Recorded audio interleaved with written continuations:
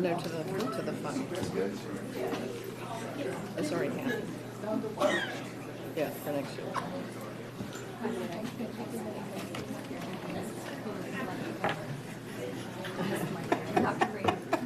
He misunderstood the fitness part of watching. Good evening. The School Board of Duval County School District is now convening its regular monthly meeting.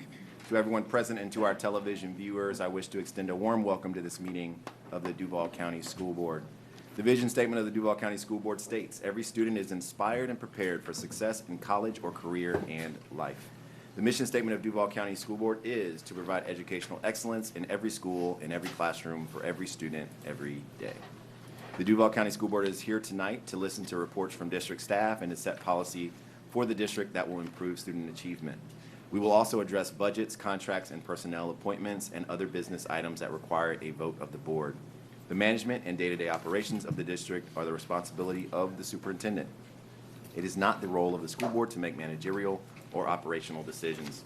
The board has policies and procedures in place to assist the superintendent in resolving management and operational issues. If items appear to move quickly, it is because the board meets in an agenda committee meeting prior to the board meeting for an in-depth review of all agenda items. The committee meeting for the August 2nd, 2022 school board meeting will be held on July 19th, 2022 at 9 a.m. and the public is invited to attend. As a show of courtesy and respect to each other, we ask that all mobile phones be turned off and that no flash photography be used during the meeting. For those wishing to address the board during our public comments portion of the board meeting, please note that we will accept speaker cards until 6:20 p.m. The CDC currently recommends indoor mask wearing where the COVID-19 community level is designated as high. According to the CDC's website, Duval County's level is currently designated as high. Thank you for taking the time to join us this evening and for your interest in the operation of the Duval County School District. I will now invite you all to stand for a moment of silence and remain standing for the Pledge of Allegiance.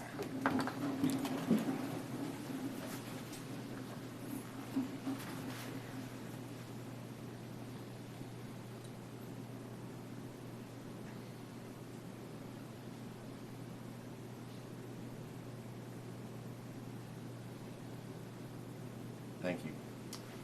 I pledge allegiance to the flag of the United States of America and to the republic for which it stands, one nation, under God, indivisible, with liberty and justice for all.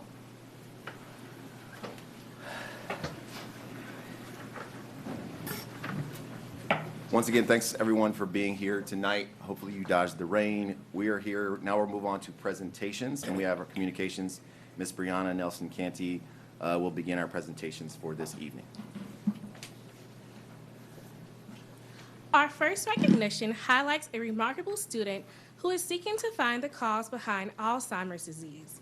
Christy Biswas, a rising senior at Paxson School for Advanced Studies, was recognized at the Society for Science 2022 International Science Engineering Fair as a second-place winner for the George D. Yankopoulos Innovator Award. Christy's research for her project, Associations of Genetic SNPs with AD, Neuropathology, and Gene Expression, offers novel insight into AD, determine if a candidate's genetic variants are associated with the buildup of two proteins that are believed to advance Alzheimer's disease. Christie's research ultimately validated that abnormal proteins in multiple parts of the body affect Alzheimer's disease as seen in post-mortem brain samples. Christy dedicated her project to her grandmother who suffered from Alzheimer's disease in Bangladesh. For her great accomplishment and hard work, Christy will be receiving a Superintendent's Court of Excellence, and Christy is joined today by her principal, Principal Turner. Please join us in congratulating Christy Biswas.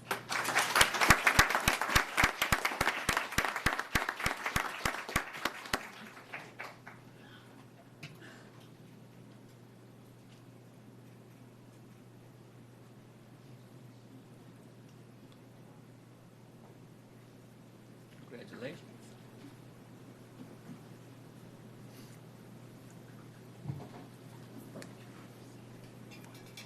Team Duval is full of talented students, and our second highlight honors Emma and Eric Lee, who were also recognized during the special awards under the Society for Science. The siblings from Stanton College Preparatory School received a first place award under the Central Intelligence Agency, CIA, sponsored category.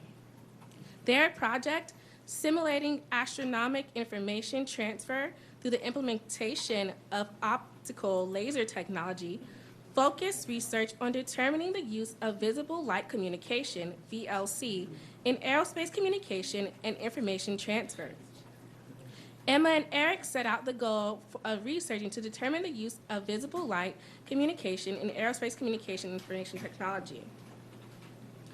The researchers created a robot camera prototype activation system to model a potential application of laser light in these areas.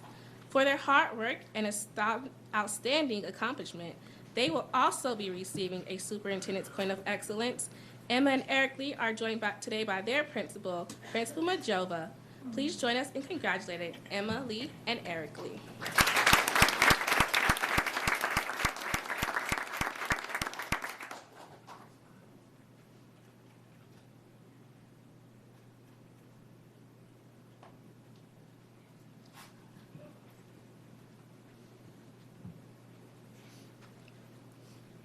Our next recognition spotlights two magnet schools in Duval County that have been recognized by a national organization. John E. Ford English and Bilingual Montessori Pre-K through 8 School and Paxson School for Advanced Studies were recognized as at the Magnet Schools of America, MSA, National Merit Awards program, which honors the top magnet schools in the U.S. These awards are given to magnet schools that demonstrate a commitment to high academic standards, curriculum innovation, successful desegregation and diversity efforts, and strong parent and community involvement. In the case of John E. Ford, represented by Principal Bennett and Assistant Principal Sawyer, and Paxson, represented by Principal Turner, they are both being recognized as magnet schools of distinction, one of 2 categories of awards given by MSA. Here to present their awards is Ms. Jacqueline Kelly, Executive Director. Please join us in congratulating Johnny Ford and Paxson for receiving this distinction.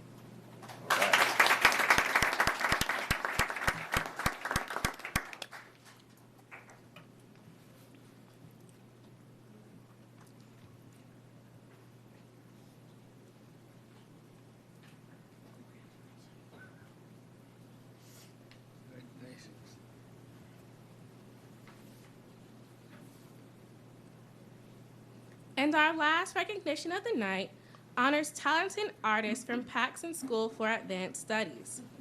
These 3 students had the opportunity to submit their artwork for review and award for a chance to have their work displayed in Washington, D.C. through Florida's 5th District Congressional Art Competition, which sponsored Representative Al Lawson, Jr. Students submit their entries to their representative's office, and panels of district artists select the winning entries. Winners are recognized both in their district and at an annual awards ceremony in Washington, D.C. The grand prize winners are displayed for 1 year at the U.S. Capitol. Each of these students will be receiving a Superintendent Coin of Excellence. The Paxson students honored are Caitlin Murray. Caitlin's artwork, The Decision, is the District 5 winner. Unfortunately, Caitlin was not able to attend. Ashanti Major. Ashanti's Water Wars is the overall winner. And the grand prize winner is Ariel Speed. Ariel's powerful beauty, made of paper quilling technique, will be displayed in the U.S. Capitol from June 2022 to June 2023. Their principal, Principal Turner, and teacher facilitator, Dr. Kesling, joined them today for this recognition. Please join us in congratulating these students.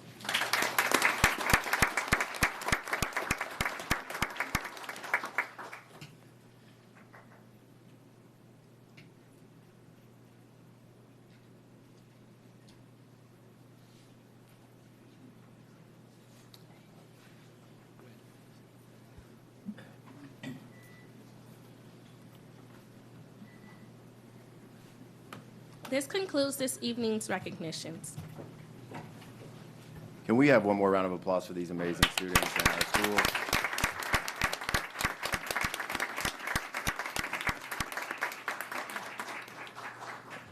Great work happening all around. Let's go ahead and move on to the approval of the July 11th, 2022 agenda. The Duval County School Board approved the July 11th, 2022 agenda as submitted on July 1st. Ask for a motion. So move. Moved by Board Member Anderson, second by Board Member Jones. Any discussion? Yes. Board Member Pearson. Board Member Willie, I move that we suspend the rules and amend the consent agenda in order to consider policy 2.26, board member meeting protocol and format, out of order. We have a motion by Board Member Pearson to suspend the rules and amend consent agenda in order to consider policy 2.26 out of order. Do I have a second? Second. Seconded by Board Member Hershey. Call for your vote. And we'll do a hand vote for this. Call for your vote on that motion. All those in favor? All right. By your action, this motion carries 7-0. So the motion carries and the July 11th agenda as has been amended, has been approved. Your action has been approved. The motion carries. We will now move to that, to actually close out the agenda. So now we need to vote on the actual agenda. Any other further discussion? No, we gotta vote on that. The agenda as amended. Yes. Move to vote on the agenda as amended. Any discussion on that? Okay, now we'll move to vote on the agenda as amended.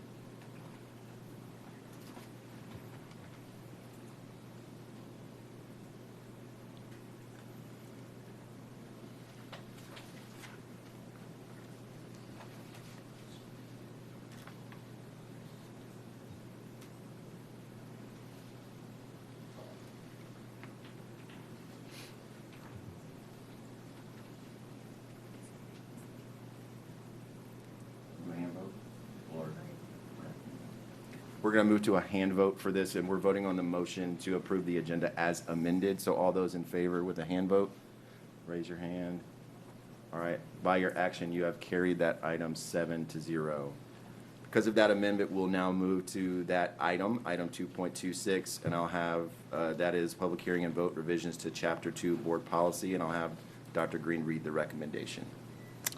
Public hearing and vote revisions to Chapter 2 Board Policies. That the Duval County School Board conduct a public hearing and vote to adopt the recommended revisions and/or addition of the following policy in School Board Manual, Chapter 2. Policy 2.26, Board Meeting Protocol and Format. All right, we'll open the public hearing. Is there anyone who wishes to speak? I see some folks. If you are wishing to speak to this item 2.26, please come down.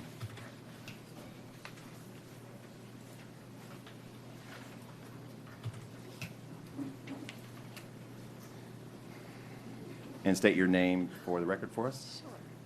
Sure. Good evening. I'm Rebecca Nathanson. I'm here on behalf of Moms for Liberty Duval. I'm here just to oppose the policy 5.27. I just would like to ask the board to consider. That's the wrong one. Is there a problem? It's not the right. Yeah, this is a public hearing on the policy 2.26. Wrong policy. Okay. Okay. I'll come back. Other folks here for 2.26?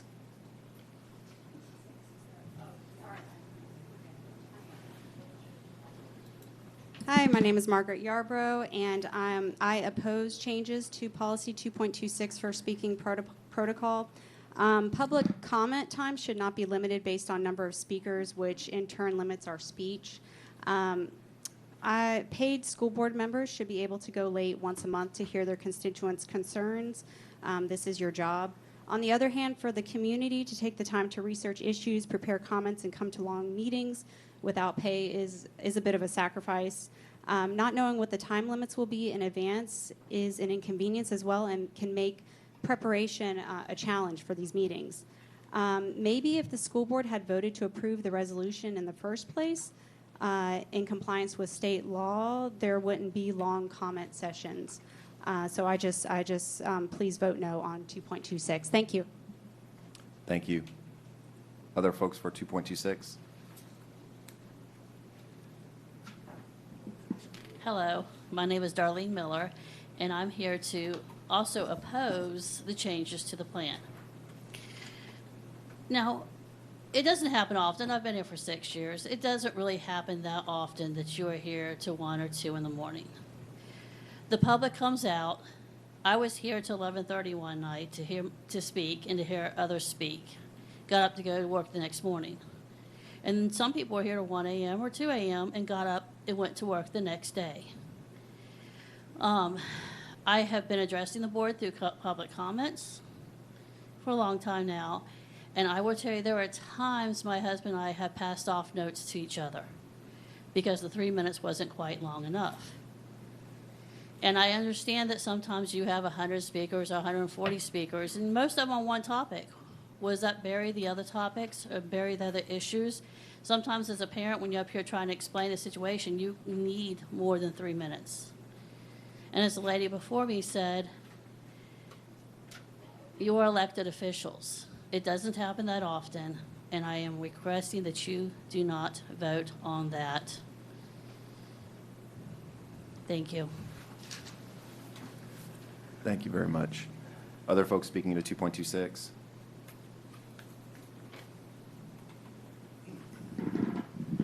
Good evening. My name is Tim Miller. I'm also opposed to this change. My wife and I both, we've been up here speaking for a number of years now, and most of you guys know we're usually not here on the topic of the day. So there might be 100 speakers, 90 of them on the same thing. Normally, mine's not. Mine's always ESE, right? 90% of the time. So if there are 90 people that want to talk about something, school name changes or whatever the case may be, it was brought out a lot of people, that means my concerns, completely unrelated to the other 99, are limited to 1 minute. That is not a lot of time. It takes half that time to come up here, say your name, and get started. So to get everybody down to 1 minute just because there are a lot of comments, I don't think is reasonable. I don't think it's fair to the public, and I think it limits your information that you're receiving from the public to understand and to do your work. Thank you very much. Thank you, Mr. Miller. Is there anyone else who wishes to speak to 2.26? Thank you. We'll close the public hearing. Ask for a motion. So moved. Moved by Board Member Pearson. Second. Second by Board Member Anderson. Are there any board members who wish to speak to this item? Board Member Joyce. Yes, thank you. I have been a part of this board for the last 4 years. And over that time, we have received we have had some pretty controversial issues that's been presented before the board. And we've always taken the time to listen, whether it would be at a community meeting or at this board meeting, to the concerns of our community. I believe that changing this policy, especially at this time, really sets a bad precedent in our community, that we are trying to limit the conversation around items that affect their families and their children. And so for that reason, I am going to vote no about concerning this change. Thank you. Board Member Jones. Thank you, Mr. Chairman. It's always very sensitive when you change the public comment time that's given. So I do have that concern. I'm very sensitive to the concern that people have because we were elected to listen to them. And I don't take that lightly, irrespective of their position or whether I support it or not. But I will add that the concern I have is for people who take the time to come down, and because the meeting ran late, they left, and we didn't hear from them at all. So that group of people, I think Board Member Pearson made a very good point. We want to hear from everyone, and this gives an opportunity to hear for all those who want to speak, albeit may be limited less than 3 minutes, but at least we hear from those who've taken the time to join us at this meeting, and perhaps they wouldn't have to stay till 1 o'clock in the morning and be heard. So because of that, I will support the policy change, but I caution that we don't want to send a message that we're trying to restrict or limit public comment. I think this broadens the variety of comments that we will get. Thank you. Board Member Hershey? I just would like to echo what Board Member Jones said, and that, there are legislative bodies that say you can only speak about what's on the agenda. This does not restrict what's on the agenda. There are legislative bodies that say you can only speak to if it's an item on the agenda during the public hearing portion, and so it's even more restricted, and then they even allot a specified amount of time if you want to talk about anything other than that. This does not do that. This does not limit or restrict anybody from speaking, I'm going to say, off topic of the agenda, what would be voted on. And I do think that it is a good way to give everyone an opportunity to speak who is present. And I think that this is a much better approach than we have had some boards across the state of Florida who have turned off the mic if they've been off topic. I think that that's disrespectful. I think that this policy change gives everyone an opportunity to speak to the board. Certainly, that's the night of the vote, but there's also the workshop and committee meetings that we have that we are available for prior to this, and other means of communication through email and telephone calls. So I like this better than turning off a microphone because somebody's not talking on topic. And I also appreciate that this does not restrict the topic that someone talks on, because we and other legislative bodies do limit to what's on the agenda. So I would just like to make that point. It's not taking away the opportunity for people to speak, is providing a time for everybody to speak, and there's not a limit on this. It doesn't say that it's only going to go for 2 hours. And I have 4 children, and I have come out before in the past and sat in the audience to speak, and at that time the board had a policy of we're allotting 30 minutes for conversation, and it was packed and overflowing. So I do not think that this is inconsiderate. I do think it's a way to allow everyone who shows up the opportunity to speak. Thank you, Board Member Hershey. Other Board Member Pearson? So I'm the one who brought this policy to the board, and the heart behind it is before I ran for the board, when I was a very engaged parent volunteer and starting to learn about what was going on in the county, I started showing up and speaking places and had a variety of experiences with that, with not knowing where I fit in on an agenda, and even as a board member, showing up somewhere and thinking it was my turn to speak and then being told to sit down, and then standing up again and being told, no, we're not ready for you, and sitting down. So I feel like this is not confusing, which I didn't want it to be confusing to people. But even now as a board member, because I have this past year had 3 children in school, and we'll have 2, and my kids play sports, and we're just an active family. I am doing what I think a lot of people who show up here to speak are doing, where I am running to pick kids up from practice, getting them delivered at home, making sure there's something for them to eat, getting people settled, and then racing here in order to be in my seat by 6 o'clock. And I have a lot of empathy for parents who may be in that same position where they are picking kids up, getting them settled, and if you have younger, my kids are older, so I can just give them directions and kind of expect them to follow those directions. But if you have younger children, you may not be able to stay till 2. You may really, like 8:39 might be your cutoff because you need to be home for bedtime. And so I'm trying to be sensitive to those parents so that if we have a large number of speakers, we have a greater opportunity for us to hear from more people. And it really doesn't matter to me what your topic is. It's just being able to hear from the people who take the time to show up. The other thing is, I know that there are some people who can show up at 5, and there's some people who are skating in right at 6:20. And I don't think one person's public comment or input is any more valid than another.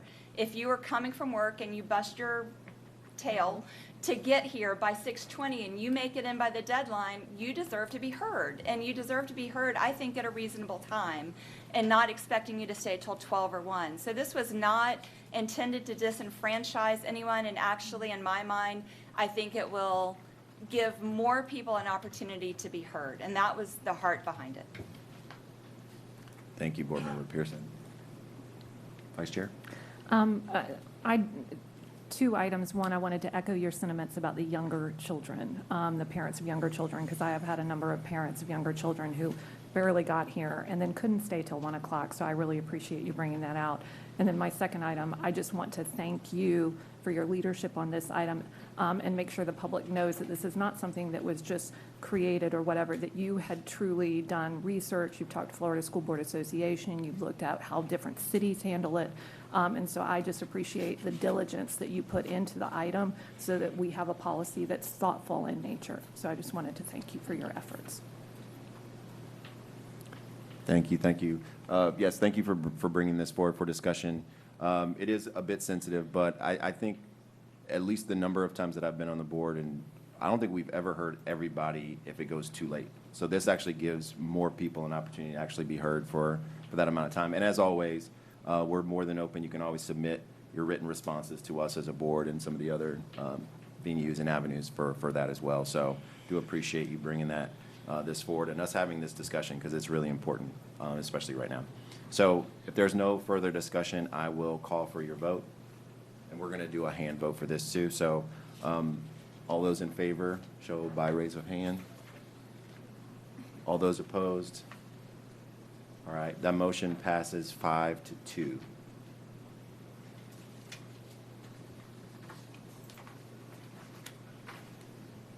We're now on to the chair report. I don't have a formal PowerPoint, but just want to make a mention of a few things. Number one, a lot of hard work went into it. I know we saw school grades come out, so I want to commend the superintendent and all the hard work that went into the work that goes on in our schools. So thank you for that effort, and the principals and the staff, and most importantly, the students who have worked really diligently to ensure that they're learning every single day and putting their best foot forward. Also want to just thank this board too. I was out last board meeting, and the amazing vice chair got some practice sitting in this seat. So thank you so much for filling in, and the rest of the board too. I was watching on TV, and what a great meeting you ran. So thank you to that. And last, we do have an election coming up, and there's a 1 mil referendum on the ballot. So we do just want to make mention of that. We care about our teachers. Our teachers are the heartbeat of what we do here in Duval County, and they deserve every single thing that we can give to them. And this 1 mil provides teachers with an opportunity to get some increased salary. And we want to be really mindful of that as we're going into the election on August 23rd. Lots of other things happening in that election as well, but want to make sure that that's at the top of people's minds, especially as we move forward, because our teachers, once again, you've seen it in the media, we have a lot of competition with other counties, other states, corporations, and this is one thing of the many things that we're doing as a district to ensure that we're telling our teachers that you're valued, you're appreciated, and we care about you, and this is one way to show that. So just wanted to make mention of that too. So that's all for me, and I'll switch it over to the superintendent for the superintendent's report. Dr. Green? Thank you, Chairman Willie. My report will cover 2 topics, school grades and teacher vacancies. So as we move into a presentation for school grades, believe it or not, we've not made this presentation in 3 years. The last official school grades we received were 2018-19. Our comparison will mostly be to the 2018-19 because by definition, those were our official last grades. Even though last year schools could choose to receive a school grade, and those individual schools, if something has changed, we show it in the presentation.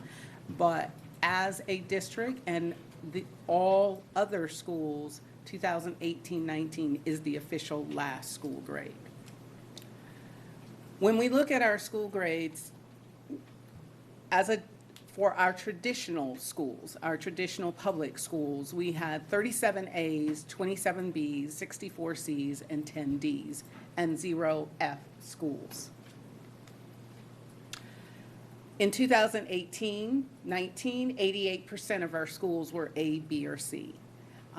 Based on the 21-22 and 22-20, excuse me, I'm already in next year. 21-22, we have increased that to 93%. In 2018, we had 17 D schools and no F schools, and that has dropped now to 10 D schools and still no F traditional public schools. When we look at those A-rated schools, it is amazing that 35 of our schools across all districts, all board member districts, maintain that A from 2018-19 to this past school year. I am not going to go through each district, but do want to point out that we are very proud that every district had representatives that went from, was an A in 2018-19 and maintained that A. With the exception of District 6, Ruth and Upston Elementary. In 2018, it was a B-rated school. The year in 2021, when schools could choose a grade, they chose a grade because they went up to an A. And then again, this past school year, it maintained an A. So that's why Ruth Upton, you'll see BAA. That's an example of choosing a grade in the year that district grades weren't given unless you chose to receive it. We had 17 schools increase from 2018-19 to current year 21-22. Parkwood Heights out of District 1 from a C to a B. District 3, Brookview Elementary and Southside Middle. Brookview went from a C to a B. Southside went from a D to a C. District 4, we had Highlands Middle and Ocean Way Elementary and Pine Estates Elementary go up. Highlands Middle and Pine Estates both were Ds in 18-19. Both of them went up to a C. And Ocean Way went from a B to an A. District 5, as you can see, had the most schools to increase at least one letter grade. George Washington Carver, Annie Morgan, Rufus Payne, Pinedale, Ramona Boulevard, Susie Talbert, all elementary schools went up at least one letter grade, with Rufus Payne moving from a C to a B. Pinedale Elementary in 2018, it was a D. In the year that you could opt in for a grade, they opted in for a higher letter grade of a C, and then again moved up another letter grade to a B. District 6, Chaffee Trail moved from a B to an A. West Riverside, same, they went from a C, then the year they could opt in, they went up to a B, and then this past year went from a B to an A. Westview Pre-K 8, amazing movement here, was a D in 2018, then opted the year we could opt in, went up to a C, and then from a C to a B. So it technically jumped 2 letter grades in 2 years of a pandemic. Here's the first time we've ever showcased our improvement ratings. Our alternative schools it didn't start until 2018-19, receiving what they call an improvement rating. You'll see in 2018-19 that we had 3 unsatisfactory school ratings for Alden Road, Mount Hermon, and Oak Hill, and we are now down to 1. Commendable means that they are performing higher than expected. Maintaining means they're performing where they are expected to perform. And so we will continue to work with our ESE center schools and our other schools that have alternative ratings to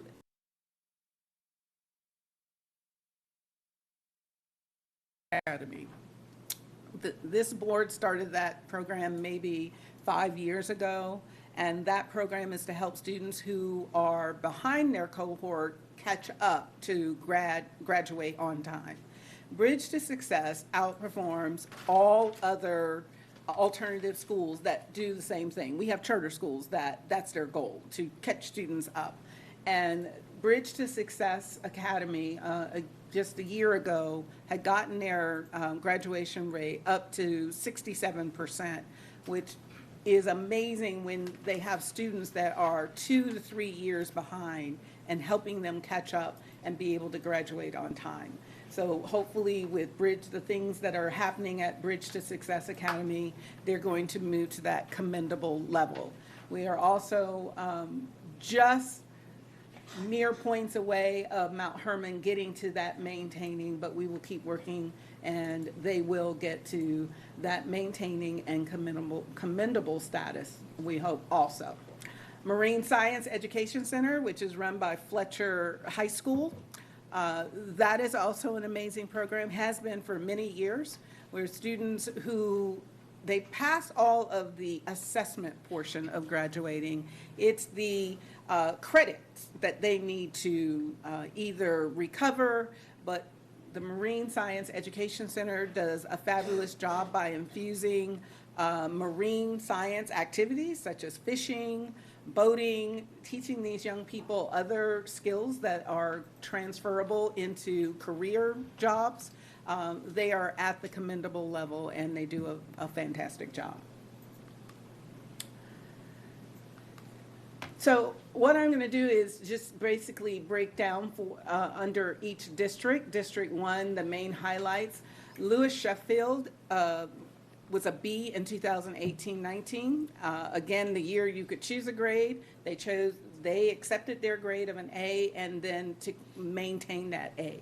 As well as Parkwood Heights moving from a C to a B. We have seen the continued growth at the elementary level, though we still understand that we are struggling with literacy. Literacy will be something that we will continue to focus and put a lot of time and effort in trying to have the right resources, the best resources available for our teachers so that that is an area that we can continue to improve upon. Oops. District 2, as you can see, many of the schools maintained, they're either an A or B in District 2. All of those schools were A's in 2018-19, and the vast majority of them are A's in 2022. The 3 that dropped a letter grade dropped from an A to a B. Our schools that are rated A continue to show that the students that are struggling, that those are the students that we have to continue to focus on. They have great proficiency, but the learning gains of the students who are considered by state definition in the bottom quartile, that is what we have to continue to build up and continue to focus on those students, even though these schools are rated A. District 3, big highlight about Southside Middle School. Southside moved from a D to a C. Southside, if they would have made a D this year, they would have been in what is known as state turnaround. So we're very excited that they will not move into state turnaround and will be able to focus on continuing to improve their student achievement. And like to highlight Brookview Elementary moving from a C in 2018-19 to a B in 2022. District 4, want to highlight Highlands Middle School.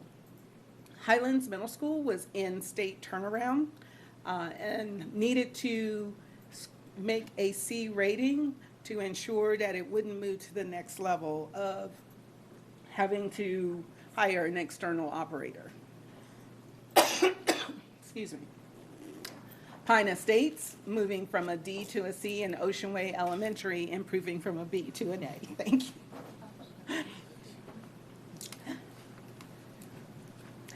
District 5. District 5, in 2018, District 5 had 11 D schools. In District 5, you can see 1, 2, 3, 4, 5, 6, 7, 8, 9 of them moved from a D, not 9, 8 of them moved from a D to a C, with George Washington Carver, Ramona Boulevard, and Susie Talbert exiting state turnaround. All three of those schools would have had an external operator if they had not garnered at least a C rating. So today, we will open up next school year with no schools in state turnaround. So all of our schools that were in state turnaround have exited.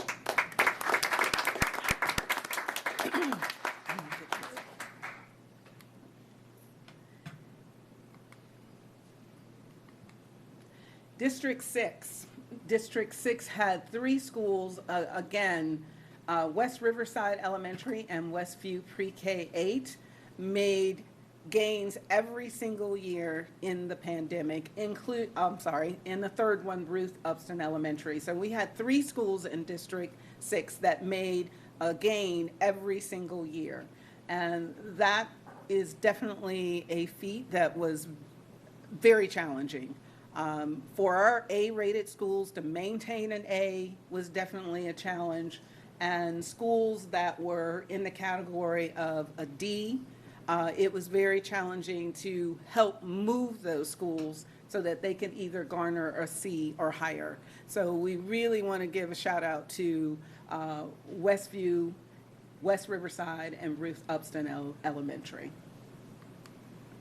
District 7, District 2 and District 7 are our highest performing districts under school board member districts. As I said, very challenging to maintain that A, and for 6 out of the 10 schools to continue maintaining an A is definitely a great feat. We did have one middle school drop from an A to a B, that was Mandarin Middle, and Mandarin High School maintained its B, and it is a half a point from an A. So it is under review. We did send it in as we want you to review this. Please find the half a point they need to make the A. Yes. So moving on to our charter schools. In 2018-19, 88% of our charter schools were A, B, or C. Unfortunately, this year in 21-22, this past school year, that decreased to 69%. In 2018-19, they only had 3 D or F schools, and that unfortunately has increased to 10 D or F schools. The letter grades progressed out. They have 7A, 7B, 8C, 8D, and 2F. We do want to highlight Duval Southside. It was a B in 2018-19 and improved to an A in 21-22. Any school that can maintain an A or a B from 2018 to present took a great deal of effort and support in students really showing what they've had to overcome. And so, as I want to point out, whether it's a charter or traditional, when they make that growth or maintain the A or B, we should be very proud of their efforts. So when we get a district grade, it is a combination of traditional and charter schools. So we are put together as a district. And when you look down at the bottom, that is our 2018-19. We garnered 673 points, which was 4 points from an A at 61%. In 2021, even though the district did not receive a district grade, if we did, we would have dropped to 594 points, which still is a B, but it was 83 points away from an A. And this past school year, as you can see, we've improved from the 594 to 648. We were 29 points short of an A.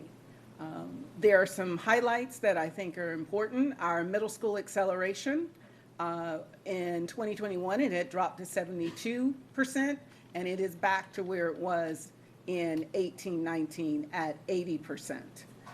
When you look at bottom quartile in math, it's the gold column. In 18-19, 46% of students in the bottom quartile in math had made a learning gain, and then it dropped to 34%. And then we went this past year, one of the biggest categories we made gains in is moving it to 49%. As I stated, literacy is still our issue. In 18-19, we had gotten to 50%. 2021 dropped to 46, even though we went up a point, 21-22, 47. It still shows that that is an area that has been a struggle for us as a school district, and we will continue to work to improve in that area. The second area that continues to be a struggle for our school district is science. It is only tested, I don't want to say it's only taught, it's only tested in 5th, 8th, and biology. Biology, we are actually ranked amongst the top school districts in biology, but in 5th and 8th, we continue to struggle, and we are continuing to try to figure out what is it that we can do. But I will tell you, science is highly correlated to reading because it is a reading test. And if you're struggling with reading, it would be a struggle to read a science test. Math, 2 years ago, I believe I shared with the board that math was the most challenged area. We were at 52%, I'm sorry, not 52, 58%. Math was our strength.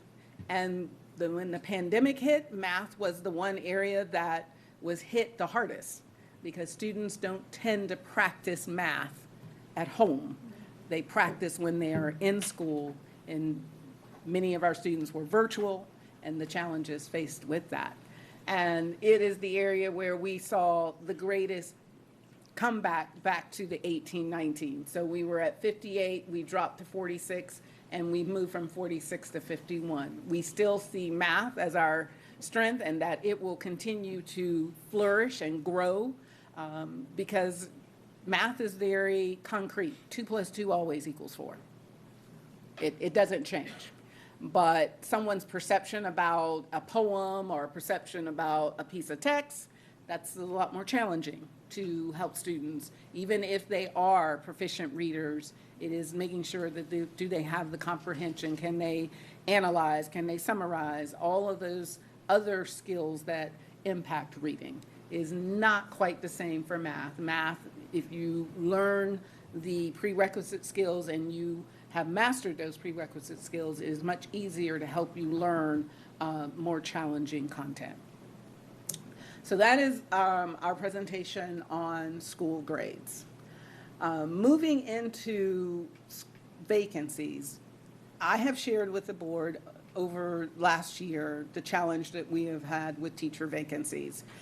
In February, I think we hit our highest number of over 466 vacancies. And so the information I'm sharing with you today is where we stand today for vacancies for the upcoming school year. Currently today, we have 512 total vacancies.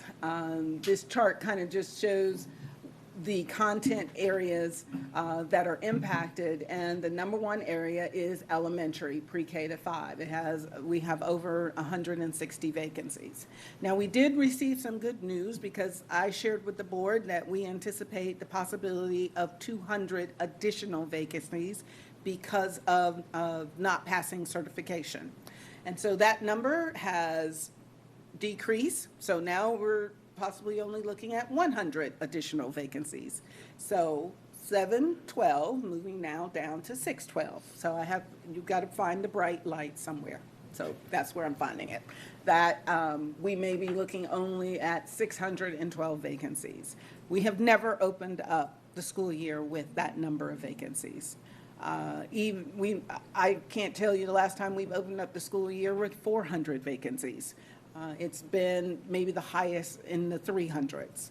So this definitely will be very challenging for us and our students to open up with this many vacancies. Some of our schools have double-digit vacancies, and we needed to address this in a way that we have to be equitable across the district because of because we receive federal funding, we have to be what they call comparable.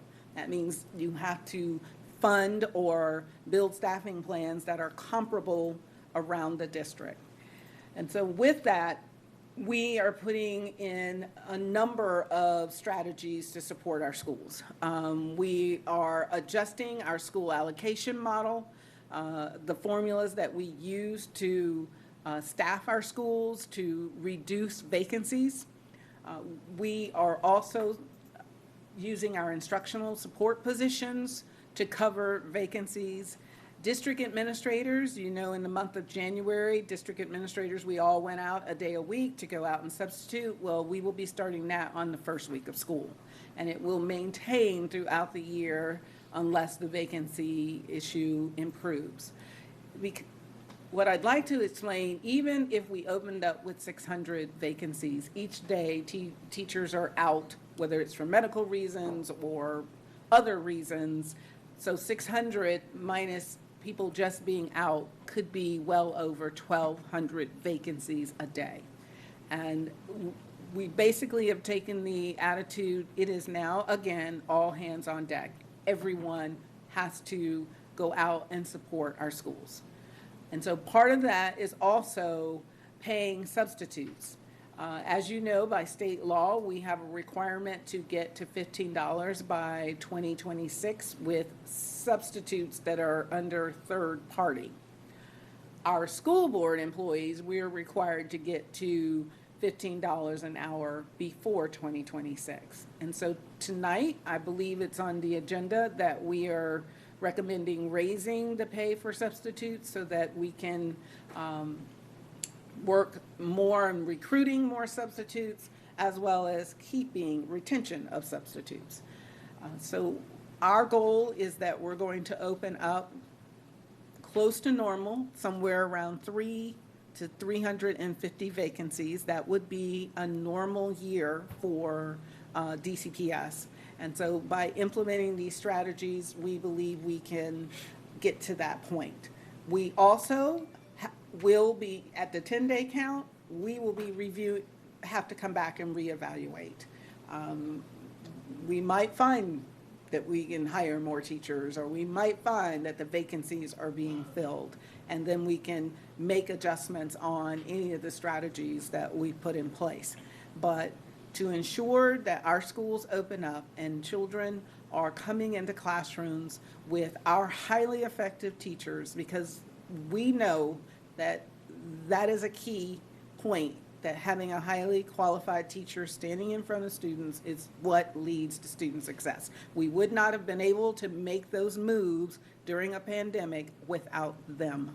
They are the key, along with our school leadership, who's in charge of running that school, hiring their teachers and support staff. It is critical for us. On a positive note, I kind of already talked about it. You have an agenda item for approval tonight with increasing compensation for substitutes. We know that they have increased their marketing and recruitment. They have been attending orientations, open houses to recruit parents. They've added both in-person and online training to continue to garner more substitutes that would be available for our classrooms. That was a little long. I apologize, Chairman Lilly, but it was a lot we needed to talk about. Quality information, so it's okay that it was long.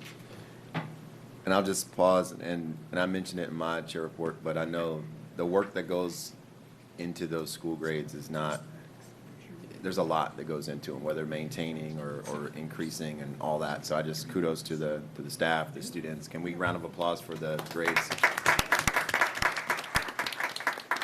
And the fact that there are no entering into the school year with no schools in the sort of turnaround category is something that, I don't know if we've been in that place for, I don't know when the last time that was.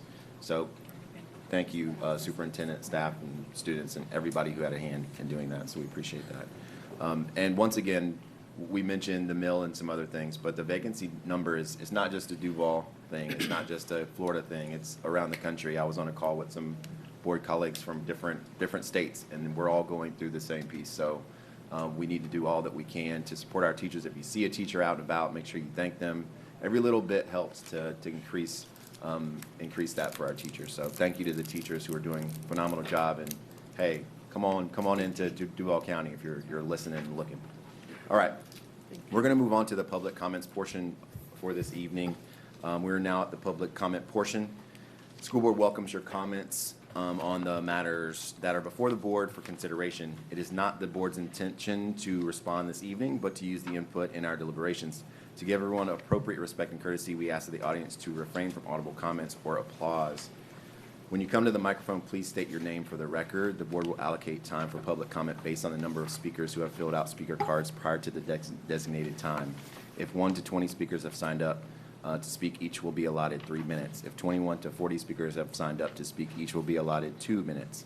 And if 41 or more speakers have signed up, each will be allotted 1 minute. Tonight we have 13 speakers, so each will be allotted 3 minutes to speak. When the green light in front of me starts blinking, you will have a minute remaining. When the light turns yellow, you will have 30 seconds remaining. When it turns red and the buzzer sounds, your time will be up. If your concerns exceed that time, you may present written comments to the board. Board policy provides for an orderly and efficient meeting without disruption by words or actions. You're asked to refrain from references to specific individuals and to follow expectations for civil discourse. In an effort to mitigate against the spread of COVID-19, we have placed hand sanitizer and disinfectant wipes at the podium. We ask that each speaker wipe down the microphone and podium before they address the board. Please remember that speaker cards were accepted until 6:20 p.m. We really want to thank you for taking time to address the board. I will turn it over to the vice chair, and she will get us going for our speakers this evening. Thank you. I do want to make note that tonight, for the first time, we have redone our speaker cards, and that there was an option for people to speak, which we have 13 speakers. We do have 4 people who have waived their right to speak, but we will make sure we read their names and what they were waiving in opposition or support of, and I'll do that at the end. We will start with Ed Williams, followed by Rebecca Nathanson. And Mr. Williams, if you'll come to the podium for us, and Rebecca Nathanson, if you'll follow. And that'll be followed by Frank DeLong.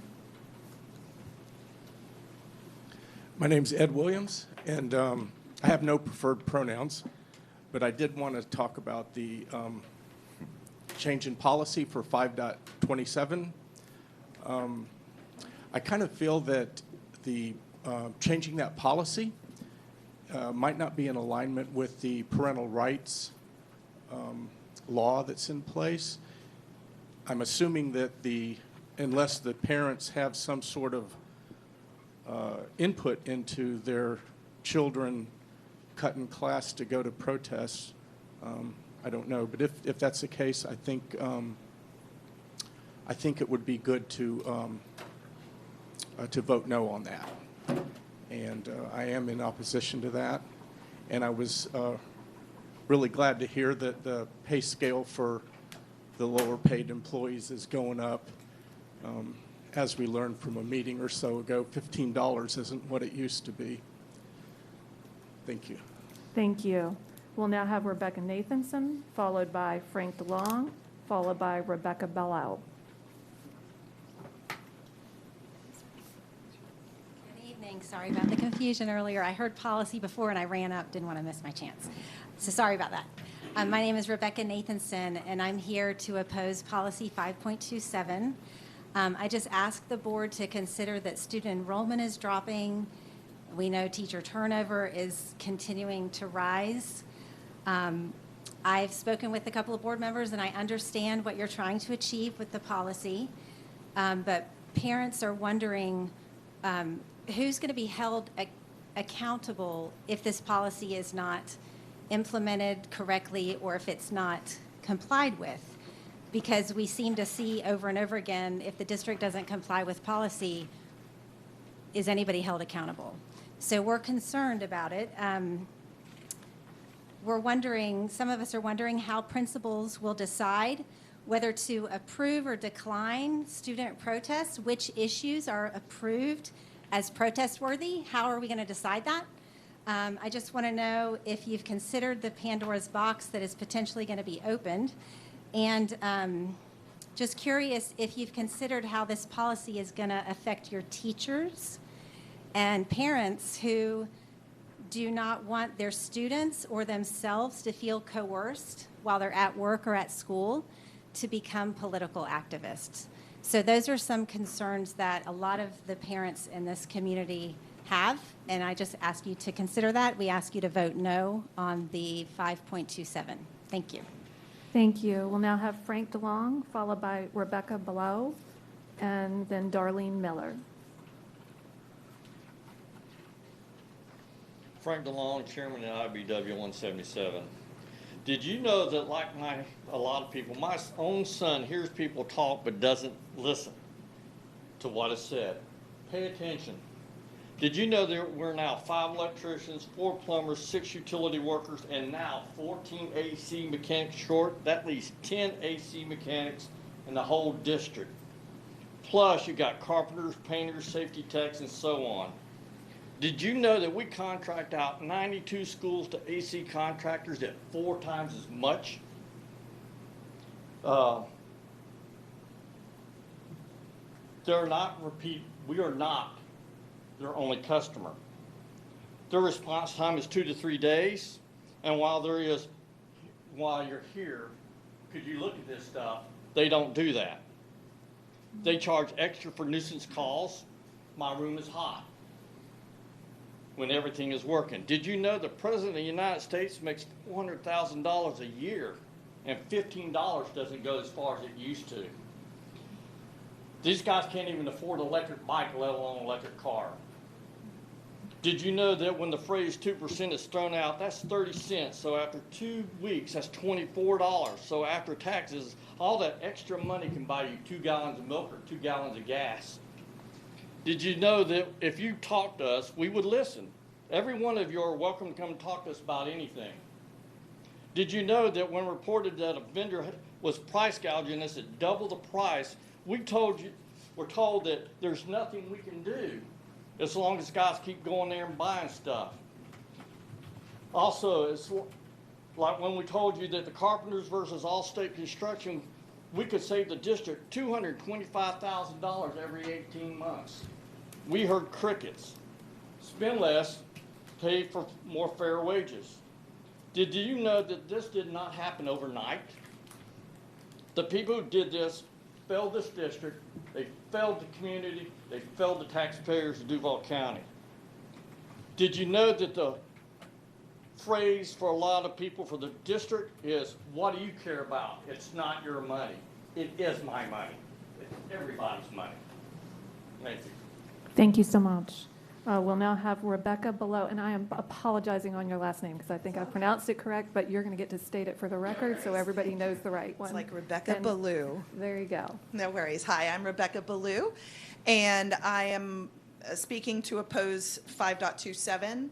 As a former speech and debate competitor, I can tell you that the education I gained from defending both sides of an issue helped me appreciate other people's viewpoints, any of the viewpoints that are differing. And I would say that if you can guarantee that students, number one, would have the parents' permission for an educational field trip to attend the protest, and two, that the students must research and defend both points of view, that might be seen as an educational opportunity. I would be open to that. But one of my challenges or the problems is that it interferes with the operation of the school, which is how the rule is written currently, and it interferes with instructional time. Another problem is that these issues being protested tend to be very partisan, in direct violation of School Board Policy 4.10, which states, when addressing political issues as an objective of the instructional program, the positions of all parties will be presented on a nonpartisan basis. Partisan political literature will not be distributed in schools. I've seen some posters, a little partisan. What I predict, based on violations related to recent student walkouts at Terry Parker, Sandalwood, Atlantic Coast, Mandarin, and Landon, is that teachers would broadcast their political views, as they have, over BLM and LGBTQIA issues. Students, in order to gain favor with those teachers or just to fit in, would begin parroting those same points of view. Allowing protests would violate several of school board policies, as well as Florida's principles of professional conduct, which set the standard that both district employees and students should not engage in political protests during school. I doubt that this district would be successful at ensuring students protesting during school hours would be fair and balanced, nonpartisan, or would comply with the existing rules. So I'm firmly against allowing students to protest during school hours. A word of advice: if you continue to turn our public schools into hotbeds of woke politics, you will continue to bleed out of both money and students to charter schools and to private schools, and you will deserve it. Thank you. Thank you. We'll now have Darlene Miller, followed by Tim Miller, followed by Dan Merkin.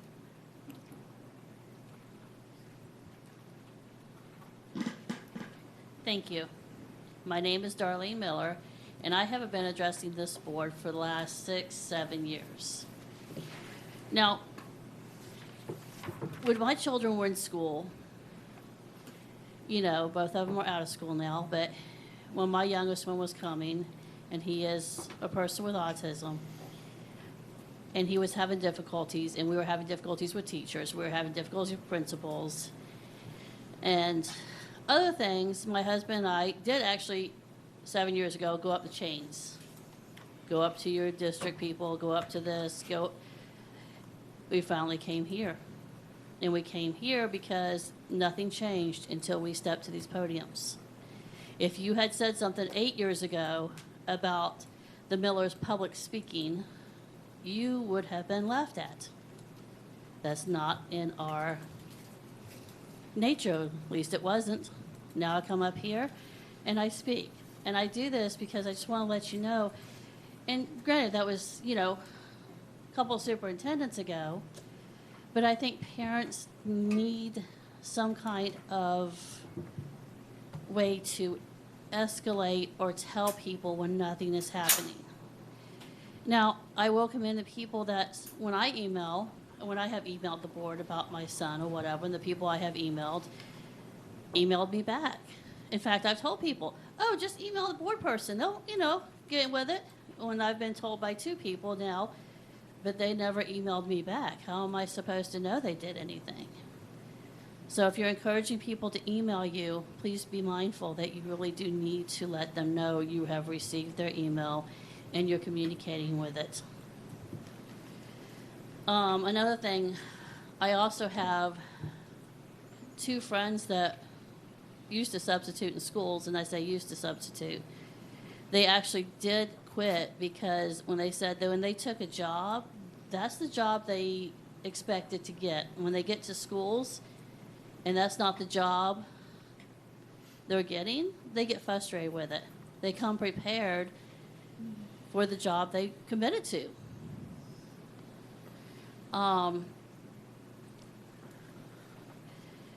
And I think maybe we need to address, you know, substitutes need some backing as well when they're at school.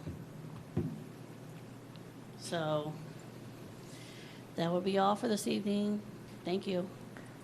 Thank you. We'll now have Tim Miller, followed by Dan Merkin, followed by Christine Hall.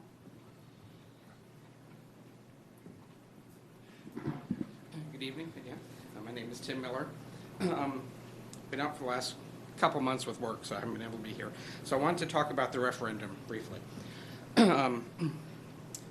The information on the website is good, but I don't think it's complete. It says 75% is going to teachers to staff, 12.5% to charters, 12.5% to arts and athletics. The ballot measure does not specify those percentages. So they're not set in stone. And I've talked to a lot of people. Actually, I had a chance to talk to a number of teachers just this past weekend. I was at an event. And quite frankly, they don't trust it. And a lot of the public doesn't. They said it doesn't say that. So what's to say that next year, 10% is going to go to the teachers and the rest is going to go to arts and athletics? There's nothing that prevents it. It is a trust issue. We have 612 vacancies.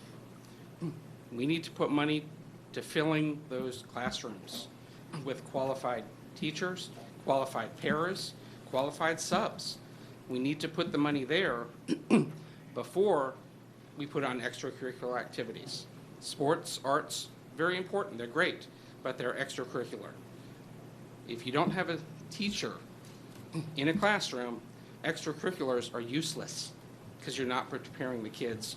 The district is not doing its job. There are a number of issues, a number of reasons that teachers are leaving, and there are very few in the pipeline. And a big one is support. Teachers don't feel supported. They feel like they are ignored. If they raise an issue, it's downplayed. If they write a referral, it's downgraded. I talked to a teacher a few weeks ago who said that she was being hit and spit at weekly, if not daily. And the response was, well, these are young kids, they didn't have kindergarten, so we've got to just kind of work with it. I'm sorry, that's clearly a Class 3 violation, and it's being ignored. It's being downgraded to nothing. If you don't support the teachers, they're not going to stay. And ESE, because that's my calling now, chronically understaffed. Huge caseloads. They can't do it. They cannot do what they're supposed to do with the caseloads they have. And with this many vacancies, how many of those are going to be pulled as subs? It's not supposed to happen based on district policy, but it does every day. I know because I've talked to them. Every day it happens. I've also been told that this increase is a stipend and not a salary increase. So it's not guaranteed, even for the 4 years, that the tax will be in place. It needs to be fixed. Thank you. Thank you. We'll now have Dan Merkin, followed by Christine Hall, followed by Margaret Yarborough.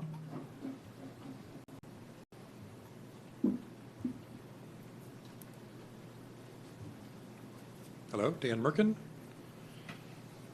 I just wanted to speak briefly on the parental notification policies and procedures that are going to be voted on later tonight. On a whole, mostly support what's in the document, but I still have some concerns. And one of the concerns is that it's still not clear what the procedure is going to be to make sure that if a change in service or monitoring is noted, that if making a notification to the parent, it won't trigger some sort of possibility of abuse, neglect, or abandonment for that young person. And it's not real clear to me from the policy what due diligence will be taken to ensure that an assessment is done that would illuminate if a notification might possibly lead to that outcome. And so that is my concern, and I still haven't really seen it addressed in the policy. And that's why I wanted to bring it up again, is that there needs to be a procedure in place that will protect a student if they are concerned or have a real fear that the change in monitoring would put them at risk for abuse or abandonment or neglect. So that's all I really wanted to say. Other than that, I think the policy is okay. Thank you. Thank you. We'll now have Christine Hall, followed by Margaret Yarborough, followed by Daisy Yarborough. Hello. My name is Christine Hall, and this is actually my very first Duval County Board meeting, and I got up here to speak. So first, I would like to ask if I win a prize for that. No, but we appreciate the comments. Thank you. So I am here just to comment on the new policy regarding the student walkouts. I actually haven't, my oldest is going to be a kindergartner this year. And so I am just entering into the school world, and I have been terrified of it for the last, really particularly for the last 2 years, because somebody up here mentioned that, you know, things have gotten so heated and all the debates are so polarizing. And as a parent with an incoming elementary student, it has been kind of just horrifying to watch and thinking, I don't even want my kid to go to school at all. But that's not an option, and we don't live in fear. So So here I am trying to get involved. And in regards to this policy, I wanted to bring up what are the criteria to determine what topic is deserving of a student's right to free expression in this way. And I think I'm just echoing some of what Rebecca said. But is it that the school administrator gets to decide and deem what topic is worthy of the time for this and the personnel to help support this? Or do they have to agree politically with the topic that the students are choosing to protest on or to walk out on? Which students will get preference if multiple groups of students decide they want to have a walkout? And as you've said, we're short-staffed as it is, but if we're too short-staffed to support multiple walkouts at one time, which students get preference, and how do you decide that?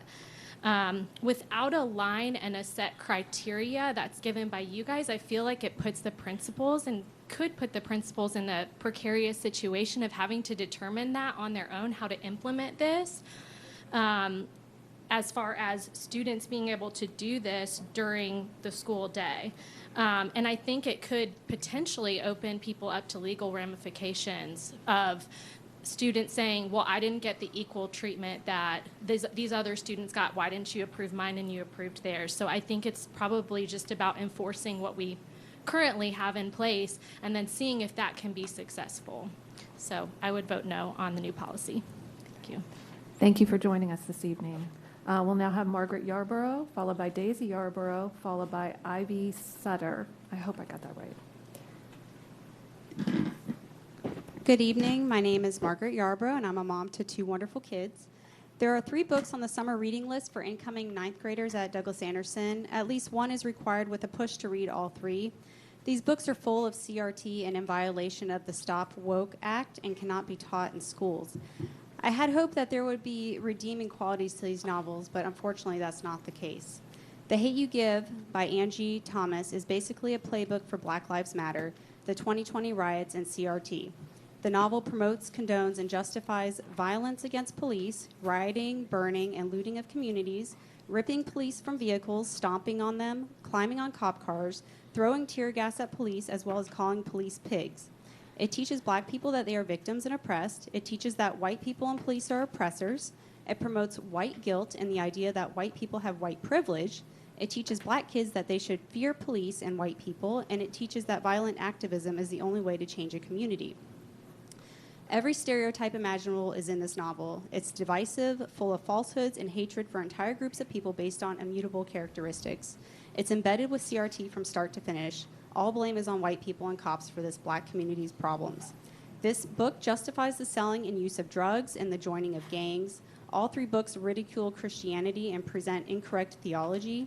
Policy 9.10, Speaker Protocol, says speakers will avoid the use of profane or vulgar language during school board meetings, which these novels are full of. The Hate You Give has around 90 F-bombs in it and uses the N-word a couple of times. It has very graphic language throughout. I find it ironic that I am not allowed to read excerpts from this book at a school board meeting, but my child is required to read and discuss it in class. Policy for Curriculum and Instruction states, in presenting controversial materials on an issue, the teacher shall present all sides of the question without bias or prejudice and shall permit each student to arrive at his or her own conclusions. These novels don't allow for this kind of critical thinking. These books teach kids what to think, not how to think, and are one-sided. How are they inclusive of whites, police, and Christians? I would like to know. Class discussions will surround these novels for the first few weeks of school. The chief academic officer, Paula Renfro, clearly stated in a Ma'am, recent please don't refer to people by name. workshop Thank you. that all books made available to students are considered instructional material. Policy also states that all course materials in verbal or visual instruction shall conform to the requisites and intent of all Florida statutes and shall align to standards adopted by the State Board of Education. Again, these novels violate the Stop Woke Act and cannot be part of school curriculum, so please remove them from the school. The other 2 books are Born a Crime by Trevor Noah and A Long Way Down by Jason Reynolds, which I am not finished reading yet, but also look to be full of CRT and all kinds of other issues. So I really want to see these books removed now because school is coming right up and we have summer reading books that need to be completed. So, and my kids aren't going to read these books, so please fix that. Thank you. We'll now have Daisy Yarborough, followed by Ivy Sutter, followed by Pat Vila.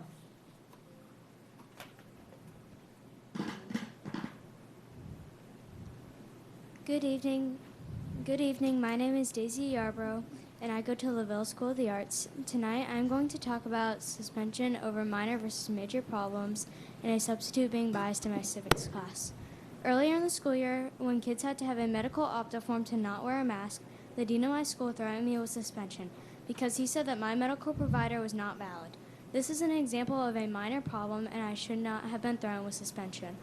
Then, later in the school year, the LaVille Wind Ensemble went on a trip to Atlanta, and one of the girls went in the stairwell at night in the hotel that they were staying in. This is very dangerous, and she could have been kidnapped. The girl only got a referral and lost the privilege to perform at the concert when really she should have been suspended or expelled. This is a major problem in school. Why am I threatened with suspension over a minor problem such as masks, which have been proven to not even work, when the girl on this trip did very dangerous things and only got a referral? The other issue that I've had at my school was with a substitute in my civics class who is being politically biased. You have a policy that goes against that.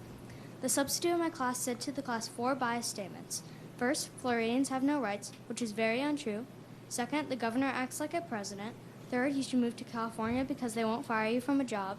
And fourth, you should move to states north of Virginia. If a teacher or substitute is being biased in class, it can change the minds of children from their original point of view and or beliefs. My representative says kids first, no party politics, when in my class there is talk of biased politics by the substitute. Let me remind you of what Policy 6.85, Political Activities for Employees, states. No employee shall use his and or her position in any way to influence or attempt to influence students to support or oppose any candidate, party, or issue. So remember what I said about minor versus major reasons for being suspended and a substitute being biased in class. Follow the rules. Thank you for your time. Thank you for being here. No audible applause. Thank you, Board Policy, but thank you, Daisy, for being here. Ivy Sutter, Pat Villa, and followed by Michael Anderson. Hi, I'm Ivy Suter. Thank you. I apologize. No, most people get it wrong. I'm standing here tonight to ask you to vote no on Policy 5.27. I would ask that all of you please enforce your own existing policies before creating new ones. I ask that you not approve this policy because you would be allowing students to participate in political protests during instructional hours. As we've seen tonight from the superintendent's presentation, Duval County's latest report card shows substandard performance. All time must be used for teaching. 64 Cs, 10 Ds, charter schools decline in performance. Those are not scores to be proud of. And you expect us as taxpayers to pay more in millage. But at this point, an increase in millage will represent a poor return on investment. Focus should be on education and not politicization or politicization. It's all about leadership. And the results that we see all flow down from the top. And they flow down from these kinds of policies. If your path to success is based on, quote, equitable and comparable, you are on the wrong path, and you will continue to get these kinds of results and poor results. I have a background in restructuring, and I have restructured a big school district in my past. So I've seen the data, I see how it works. In summary, please vote no on 527. Thank you for listening. I appreciate it. Thank you. And again, I apologize for the name. Pat Villa, followed by Michael Anderson.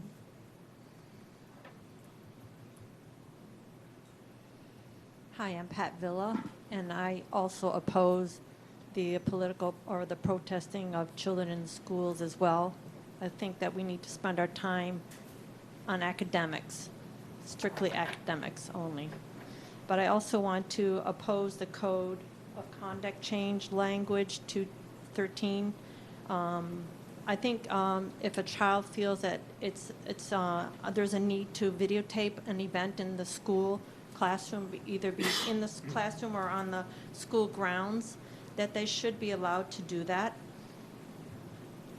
This could be an incident that is illegal and improper, and this might be the only proof that the child has of this injustice. So I think if a child feels that they need to videotape something, what's the harm in that? And along those lines, I think that cameras should be in all classrooms. This will ensure accountability that the proper school curriculum is being taught, that teachers are not freely adding their own agenda to kids. Homes have it, daycares have it, doggy daycares have it, so what schools should have it. Okay, concerning the parental rights bill, this is my third time here speaking about this. Teachers are not qualified to wear LGBTQ lanyards or refer to manuals. This is an actual psychiatric condition or thought process requiring professional help, such as a doctor. And as far as coming here, it seems like we keep coming here and talking about it. These are legitimate problems and issues that should be addressed in a intelligent manner. And I recently have read a book with Pete Hexa, and his quote is, "The school boards are like parents with Nerf guns to change a fortified machine gun nest on a high hill." So, and then a recent incident involving a school board member was at a children's park in Atlantic Beach. She was speaking against the Supreme Court ruling, speaking in favor of abortion, was proclaiming white supremacy, and inciting the crowd to go to private homes regarding this matter. This person is not appropriate for this position and should not be reelected to the district board, District 2. Thank you. That's inappropriate behavior, Thank you. madam. Thank you. We will now be finishing up our speaker cards with Michael Anderson, and then we'll do those that waived speaking. Hi, hey everyone. My name is Michael Anderson. Address on file. Basically, as a person with a disability and a stutter, I believe these calls for the limited time when it comes to issues on our schools is again very hurtful for someone like me who may or may not need extra time, and then also it is Disability Pride Month this month as someone who's basically been a substitute teacher for the last several months in our ESE classes all across the district. I believe we need to do more as far as giving support to our paras, to our ESE students and parents as well, to where we actually have families come up and talk about the issues and have students with basically our with varying disabilities actually acknowledged, to where it's not swept away and it's not all of that. And then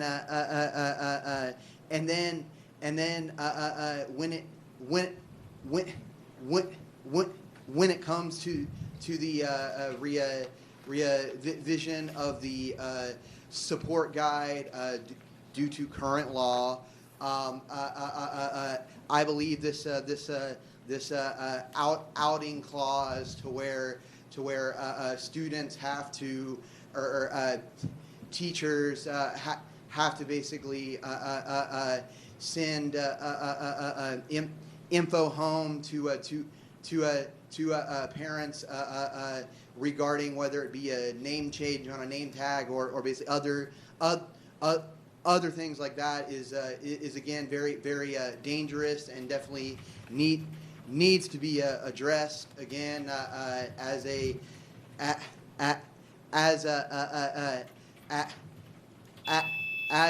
teacher in the classroom. I am very concerned for our LGBTQ students and teachers. Thank you. Thank you. That concludes our speakers. Karen Olson waived her speaking time in opposition to policy 5.27. Mason Minion waived speaking time in opposition to agenda number 63. Josh Nathanson waived speaking time in opposition to policy 527. And Patricia Beetler waived in support of the Florida Bill of Rights. And that concludes our speakers. Thank you to all who came and gave public comment this evening. We now will move on to comments from parent organizations. If there are any representatives from parent organizations here, you can start to make your way forward. I don't think I see any out there. All right. Seeing none, we don't have a representative from the student government summer break, and now we're on to employee organizations. If there's any representatives from employee organizations who wish to address the board, you may now come forward. Come on down. Thank you. Good evening. David Bryan, Assistant Business Manager, IBW Local 177. I represent the maintenance employees for Duval County School Board. And now it seems that I'm going to start representing school safety assistants as well. So I'm loving every minute of it. Anyhow, I'm going to play the same broken record over and over for you guys. We're losing badly in the maintenance department. We can't attract people, qualified people, and it gets down now to even painters, carpenters. We're not talking about, people who have to have a license to do their work. We already know about that. Electricians, plumbers, HVAC. Right now the district has just informed the HAR mechanics at Station 3 that they will be moving to Station 1 because there are only 10 of them covering the district. 10 HAR mechanics to cover 196 facilities. Where do we make that up? Well, we call a subcontractor. Market rates, people. You're not, you're going to pay one way or the other. You're going to pay one way or the other. If you're calling a subcontractor, you're going to pay market rates on any carpenter service, any HVAC, plumbing, electrical, painting, all of it. Having a well-staffed maintenance department is very important to educating our children. As they don't have a good building to learn in. If teachers don't have a good properly operating classroom to teach from, it's a big problem. Now, I saw how we're very, very low, or we have a high amount of openings for teachers. I challenge you all, if you go and take percentage of teachers that we're short and go up against percentage of maintenance personnel that we're short or we have lost. And I would say that the percentage is much higher in maintenance losses. And it's a big problem. It's a very big problem. across the entire system. And it's not just here. It's not just us, and we understand. We're trying to do what we can to provide a good wage for the people who are taking care of our schools and taking care of our kids. It's their schools, you know. It's just, like I said, you'll hear the same thing from me every time I come up. The HAR is a huge problem right now because it's hot. This is Florida. It's going to stay hot. It stays hot well into October. So that's a big problem. We've only got 10, and then as my associate, Mr. DeLong, spoke earlier, he stated that when you get a contractor or when you contract out the work, they come for what is wrong. That's it. If you get stopped in the hall by a teacher or a principal or a vice principal and says, "Oh, wait, my room's hot, can you look?" They don't do that. They're not going to do that because they're there for the thing that they've been called on. Whereas our maintenance people will go in, check it out, even if it turns out that there's nothing broken, and it just makes the teachers and administrators in the buildings feel better that they had just looked at it. We won't get that anymore. Also, and I don't like to speak to rumor, but a lot of the maintenance employees that I represent think that there's and people will make up things as they see it, you know what I mean? So they feel that the district wants to just let them retire out, the people that we have, and just, you know, not get rid of anybody, but just let them, through attrition, just go and continue on through subcontracting. I tell them that's not true when they call me and ask me these questions.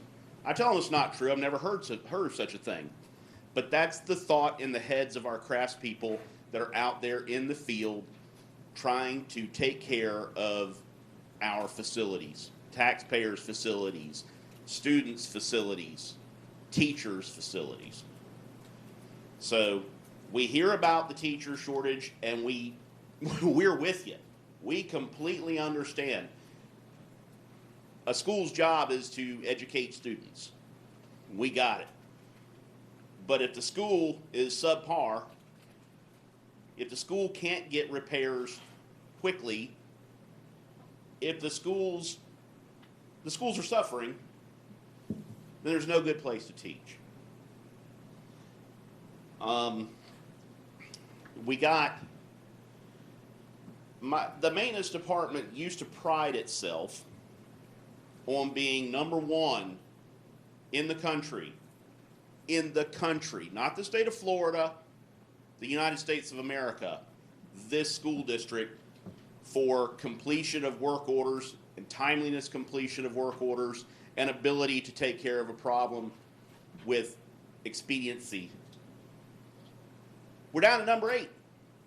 And I think that's amazing, seeing how many people we are short. We have a problem in this country with a shortage of workers. We all know that. We can see it every day. And the $15 raise that we all got, or that my lower pay scales got, come up to the $15 range, they are grateful for it as they can be. And I'm grateful that you all decided to do it. But there's always the but. They can take off. We have guys who mow grass. They're lawn maintenance. That's what they do. That's what their job is, groundskeepers for the school board. They get outside, they sweat. It's hot, it's dirty, it's nasty. It's $15 an hour. That's good. any of them can go into just about any fast food restaurant here in town and make $15 an hour. It's hot, but it's not as hot. It's an air-conditioned restaurant, you know. It's not as nasty, the conditions. That's the reality that we're facing right now.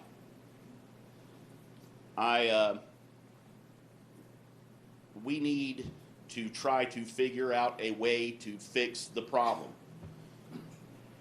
And it happens, and it has been happening, and it's continuing to happen, that we have people who are leaving the district, as I said last month when I spoke to you, to go and get a job making more money.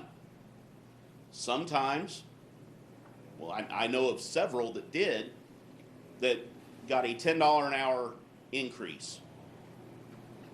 Better benefits, maybe not as many days off, but if you have to use your days off to work a second job so that you can make ends meet, it's not a day off, is it? And I don't want to sound like I don't believe that she deserves it, because Dr. Green deserves everything we give her. We've seen the grades that the schools have gone up, the levels that just amazing. A lot of good progress. But we just voted Dr. Green, or we offered Dr. Green an 11% raise. Now, she didn't take the whole 11%. She only took 9.5-ish. Offer us a 10% raise. We'll love you forever. I'm serious. It's about all I have for you this evening, unless anybody wants to talk, or anytime. You can call me. I'll get in touch with you all. I'll be in touch. We're not quite into our negotiation period yet, but we're headed there. Thank you. Thank you, Mr. Bryant. Any other employee organizations in attendance? Seeing none, we're going to move on to approval of the minutes. That the Duval County School Board approve the minutes for the meetings listed in the agenda item. May 16, 2022, board meeting, CP and KC, Kelly Coker Daniel and Cindy Pearson. June 7, 2022, regular board meeting. June 14, 2022, board workshop. June 21st, 2022, agenda committee meeting. June 21st, 2022, board workshop. June 21st, 2022, policy handbook review committee meeting. June 22nd, 2022, special board meeting, student expulsion hearing. And I will ask for a motion. So moved. Second. Moved by Board Vice Chair Coker and seconded by, man, I'm all over the place, Anderson. Any discussion?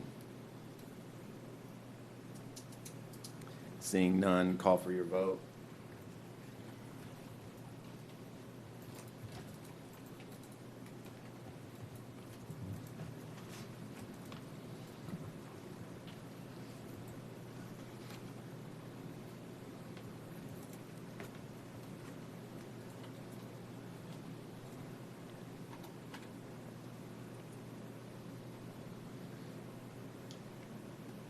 By your action, you have approved this item 7-0. Now moving on to the consent agenda. Are there any items to place on the consent agenda or items for discussion? Seeing or hearing none, ask for a motion. So moved. Second. Second. Moved by Board Member Pearson, second by Board Member Anderson.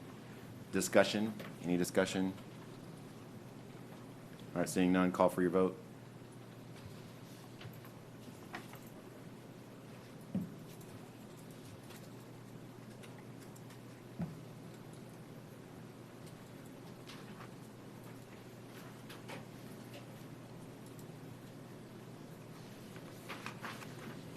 By your action, you have approved this item 7-0. Now moving on for items for discussion. Moving on to the first section is academic services, public hearing and vote modifications to the 2022-23 student progression plan. Dr. Green, can you read the recommendation? That the Duval County School Board conduct a public hearing on the revisions of the 22-23 student progression plan. Now opening the public hearing. Is there anyone who wishes to speak? Close the public hearing. Ask for a motion. So moved. Second. Moved by Vice Chair Coker, second by Board Member Jones. Any board member wishing to speak? Seeing none, call for your vote.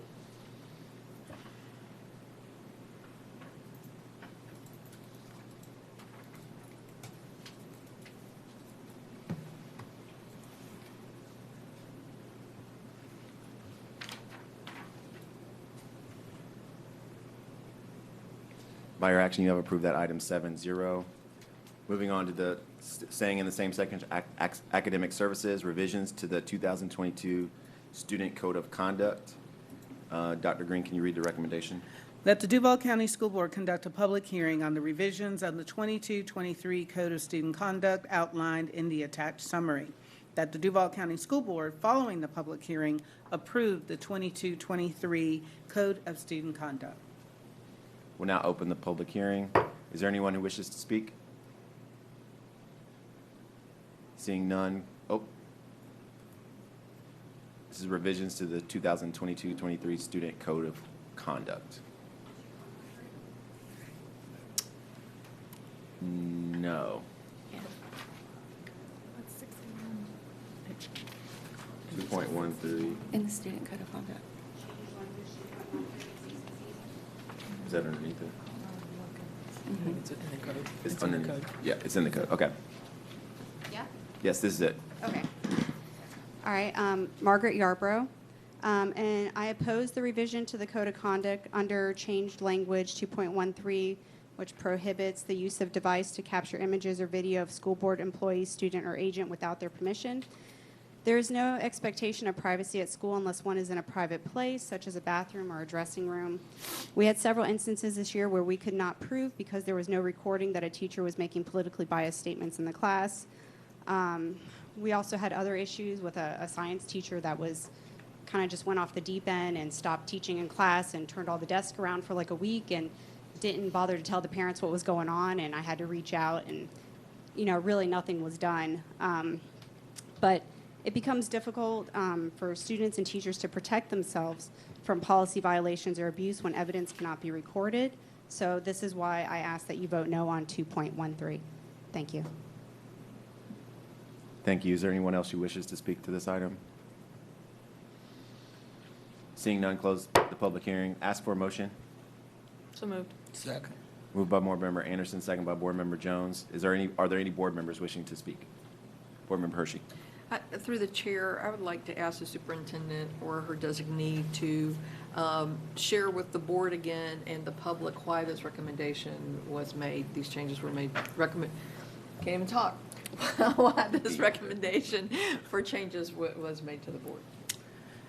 Through the chair to Board Member Hershey and the board, the recommendation is being made because students, one, although they are allowed to have their cell phones on them as their person, just like any other aspect of school, we do not videotape in the classroom. Part of the teacher contract requires permission, and so part of that is related to the teacher contract. The other portion is that there have been instances where students are recording in locations that privacy is considered, such as a locker room. They thought they were recording something, but they actually caught students in not an appropriate location. Students changing clothes, and as well as incidents that happen at a school, two students are fighting. Those recordings tend to be posted, and the constant complaints we get about student, whether it's a fight or something happening at a school, being posted on websites, and the school district no longer has jurisdiction. We have no authority to have those videos removed. And that is the purpose of the main reason of why we added this piece. If Mr. Simmons would like to come up, if there was anything added to that, I would like for him to come up. Through the chair, if I may, while he's coming Please. up and can think about it, or you can add, my conversations with some principals has been disruptive discipline issues in schools. I'd just like to hear about that as well. Before you speak, Mr. Simmons, We also, Todd, I forgot that piece, thank you for reminding me, Ms. Hershey, is that some students bait students to fight just so they can record it. And students want to be recorded having a fight, therefore, then posting it online. Yes, the school uses the video as evidence of what's happening, but it was the whole recording of the video that started the whole incident. So I will now turn it over to you, if you want to add something. Through the chair, in reference to adding additional comments to that, I think the superintendent and board chairperson Hersey hit the nail on the head. We're really trying to curtail what students record to ensure that the environment that students are going to school in remains safe. So we did have instances this school year, as the superintendent has already described, where acts of recording did happen in places where they should not have happened, and as well as recordings tend to stem other advents of poor behavior. So, for example, students recording to bait or goat someone into behaving in a way that they should not behave in school, which causes another student code of conduct infraction. So as the committee met and deliberated on this item, it was thought that adding this particular language will assist us in ensuring that students are able to come to school without fear of being recorded, as well as our teachers being recorded against their will. Through the chair, I have a follow-up. Could you share with us, please, Mr. Simmons, you mentioned the committee. Who was on, what was the makeup of that committee? We have multiple committees that convene to ensure that we're getting all aspects of engagement, from our teachers to our administrators to our regional staff to our community engagement members to our parents. A plethora of individuals actually have input into what happens with regard to changes in our student code of conduct. So it's not just a small entity. This process goes on for several months, and we ask those folks to come out and participate in our committees. And as a result, at the end of our community constituency meetings, we then determine what's going to be the recommendation to the superintendent as well as to the board. Through the chair, I have one final question. I promise Please. this is the No, you're last good. one. Through the chair to Mr. Simmons, could you share with the board and the community what role you perceive social media plays in, I'm going to say, bullying of other students, if you will? Is there an adverse impact for recordings that might take place at school being posted to social media? Is there an adverse impact for students who might be the victim or target of that? Through the chair, certainly the role of social media has changed with regard to how we address student incidents. But I think to your point, not only incidents that happen in school, but also incidents that happens outside of school and find their way back to the school environment, which poses an additional opportunity for students to be bullied and or harassed. So we have rules and guidelines in place to curtail both, whether it's coming from the outside or whether it's happening at school, and we have an opportunity to address it. But it does create an environment that we really have to pay attention to with regard to our students being bullied and harassed through social media. You sure you good? I'm good. Good. Is a follow-up for Mr. Simmons? Actually, I had wanted to ask the question about who was on the committee, because I think it's important for the public to understand this is not a district-based, I mean, that we include multiple voices, but Board Member Hershey beat me to it, so we're good. Excellent. Board Member Joyce, you wanted to speak to this item? I do, thank you. I respect the position of the district wanting to bring this item before the school board, but I have some concerns about it. As a former teacher, I think that it's going to be incredibly hard to police it, and then you're going to have a sense of students You know, there's 99% of the time they're recording something, whether it's their lunch and they're putting it on TikTok or whatever they're doing, that's really no big deal, versus the 1% that it becomes an issue. And so the concern for me is just going to the extreme and saying absolutely no recordings.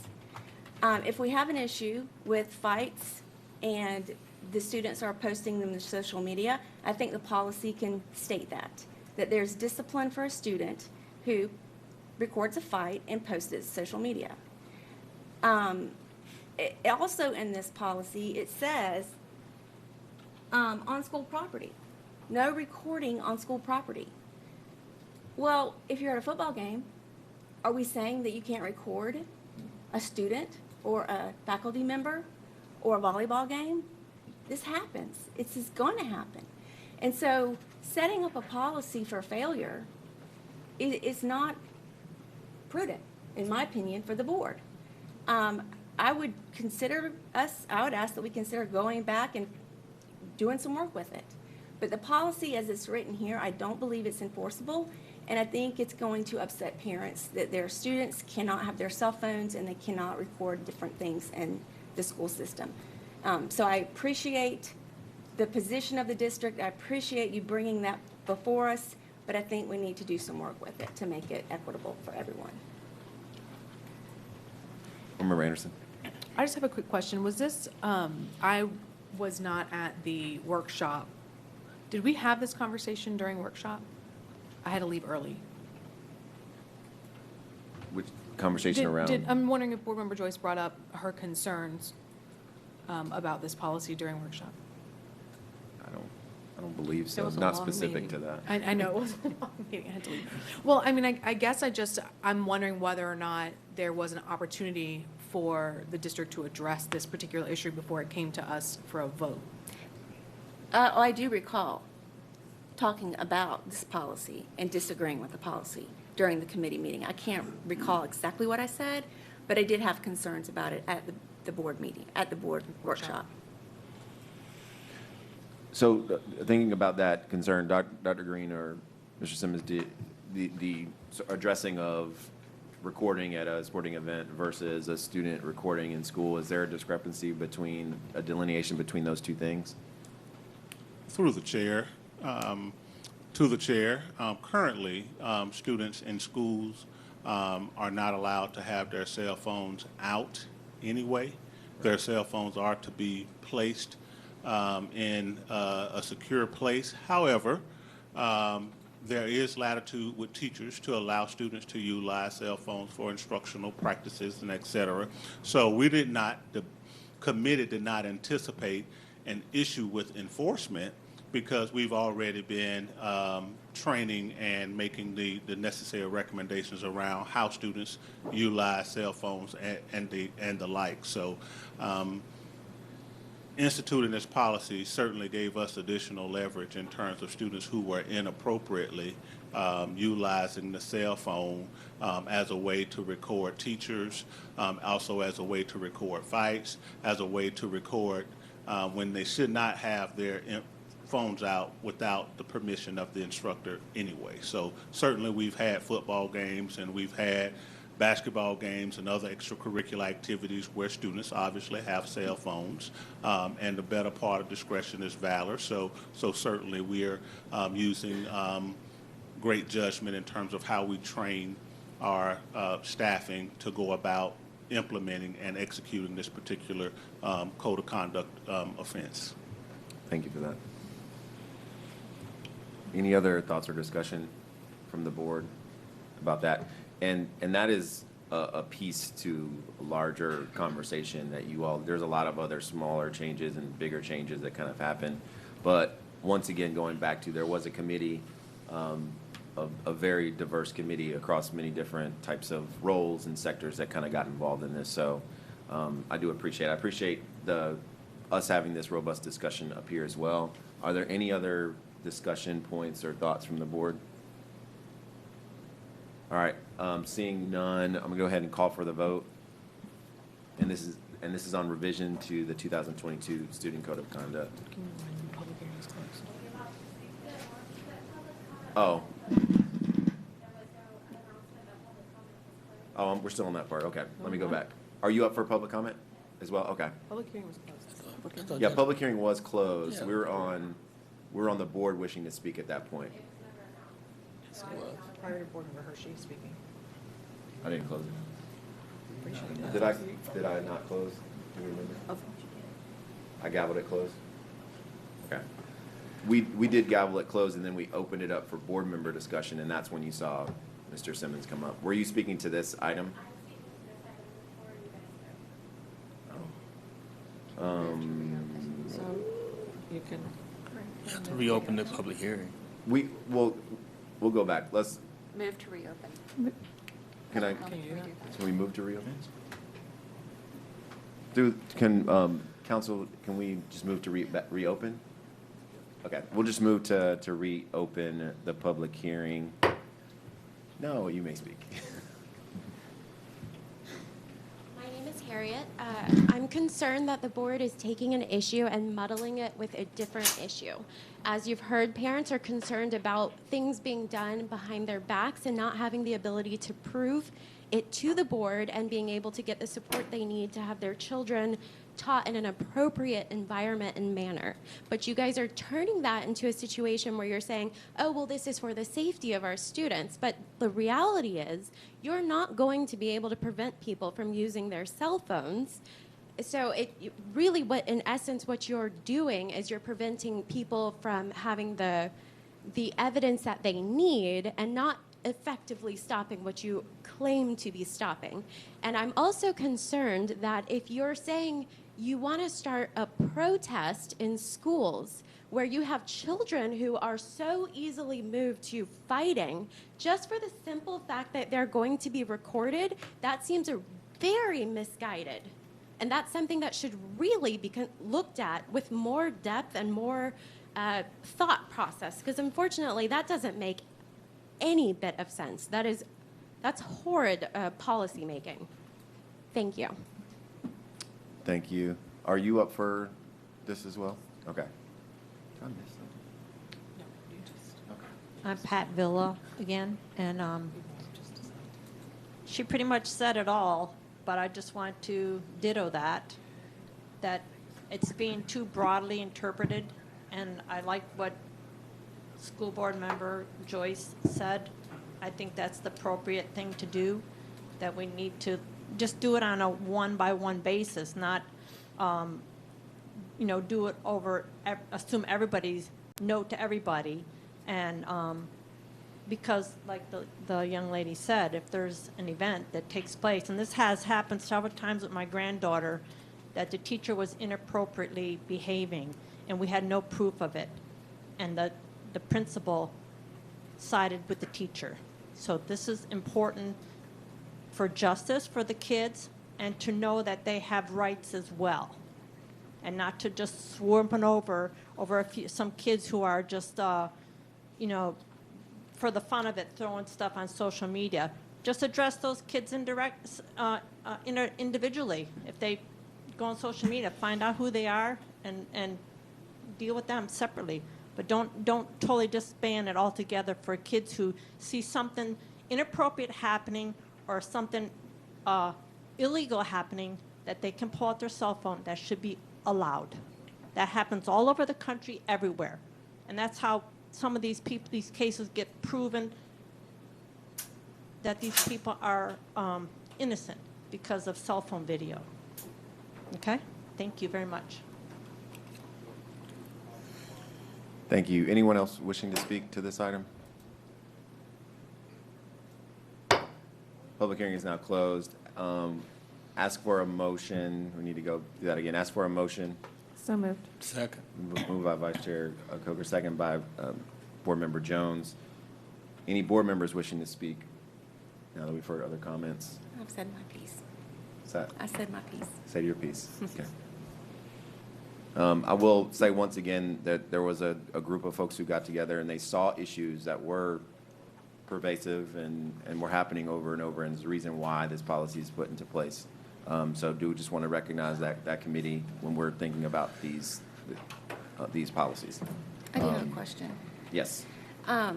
So, through the chair to Dr. Green, under the current policy, if, again, I don't feel like this, I don't think that we can enforce this completely. So there will be some children that will use their cell phone, nothing will happen to them, but we will just pick and choose the students that we will actually, you know, punish because they've done this. And so if a student is found guilty of defying this policy, what are the consequences that are going to happen? For example, if a student, you know, if a student is recording a fight and they post it on social media and they're, you know, baiting another kid, what are the consequences for that? Are they the same as a student who maybe records a teacher saying something, or are they the same consequence? Through the chair to Board Member Joyce, with all of our code of conduct, it's a menu. So I will ask Mr. Simmons to share what level this is and the menu of discipline options that are available to an administrator. Thank you.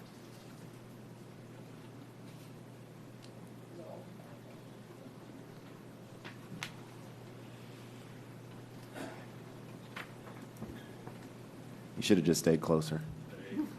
It's all right. Welcome back.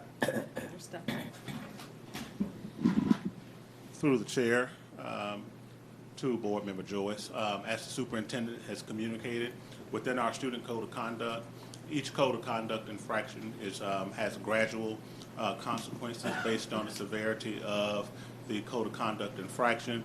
This particular infraction is a class 2 infraction. Which they're in classes, class 1 being a minor offense, class 2 being an intermediate, class 3 being very serious, and class 4 being zero tolerance. This particular one is a class 2, that's why it's 2.13, I want to say. And with that, the school administrators have a menu of consequences that they give for the students on their first offense doing it. As if they do it again, they'll get a graduated consequence, and if they do it again, they'll get an additional graduated consequence, again, based on the level of the infraction. The first infraction typically is communication with parent, conference, possibly some restorative practice. The second offense would be something along the lines of possibly a day or two in ISSP, after school detention, and you get my drift. And the third offense would be something in terms of additional days in ISSP, working your way out, restorative practice, and consequently, and I can't remember right off the top of my head where suspension or out-of-school suspension would come with this particular offense, but it does come at a graduated level. Okay, thank you. Again, I want to reiterate, if a student has their cell phone out and they're videotaping someone in a locker room changing their clothes, and it's the same first-time offense for a student who just records students in the classroom dancing, it's just not, it's not fair, number one. And number two, they're just, I'm going to say it again, I think this policy needs work. I have seen, what I'm afraid of, what I'm concerned about is you have a teacher and, you know, she might let one student get away with recording something silly. But then on another day, she is not having a great day. She's, you know, in a bad mood or something, and she's going to write that child up for recording something silly. It just, I feel like, and I'm going to just land on this, it's just better if we go back and reevaluate the policy and put some very straight and strict guardrails around this, because I think we are opening ourselves up for a lot of problems if we keep it in the language that it is. Board Member Anderson. Yeah, I'm wondering, in my time on the board, we haven't had a conversation where we would amend a code of conduct. And I'm wondering if that's even permissible, or if that's what Board Member Joyce is suggesting. I mean, I feel I guess, a little frustrated, for lack of a better word, that this isn't an issue that we were able to get resolved before sitting here at the dais right now. And I feel like as a governing body, these are the things that we should be working with the district to get resolved before they come to us for a vote. And I'm wondering if there's anything that's even within our power other than to vote down the entire student code of conduct. I guess the question goes to Mr. Poole. Good question. Can we vote that down? And then the other question is, of course, we do have the ability to have this voted, yes, and then workshop it, and then bring it back. We always have the ability to do that anytime that we want to. So I know that's an option, but Mr. Poole, so to answer Board Member Anderson's question. And make sure I understand, the question is whether or not you can vote down the entire matter that's before the board tonight? Can it be amended? Yes, it can. You can amend. As long as it's within the public notice, which it is. I'm sorry. Apparently the microphone was too far away from me. But yes, it can be amended. Vice Chair. Through the chair to Office of General Counsel, hasn't the rule always been substantive change? And so would this and I don't know that it does or doesn't, does this constitute a substantive change? And if it does, then we would have to renotice and have the hearings again. And that's my concern. And I would go back to what the chair just said, that I have concerns about the amendment. Now, I'm not saying that you can't ask to have that task force reconvened at some point, sooner or later or whenever. I just want to be careful. We publicly noticed something. We said that it was going to say this, and I worry that if we're making a substantive change, that we need to go back to and go through the process again. And I'm not saying we shouldn't go back. I'm not saying that. I'm just worried about the substantive change piece. Board Member Joyce. Is there an opportunity for us to take out that piece, the language of just the videotaping, to go back to a committee to rework that piece and then go ahead and approve the rest of the student code of conduct? That's a good question. And I'm wondering too, is it even need to go all the way back to committee? Because the committee brings it to us and we workshop it, so we're able to make any changes we need to in that sort of intermediate step, and then it comes here. So I'm wondering about that as well. Yeah, and the critical question is what has been noticed? What does the public have notice of? And is this in keeping with the notice? So, and I don't have the notice in front of me, so I would need to be able to pull up the notice. If you notice, trying to think of an analogy, if it's different in kind, then there's a problem. But if it is along the lines of what has been noticed, but just a clarification or a modification of that, then that's okay.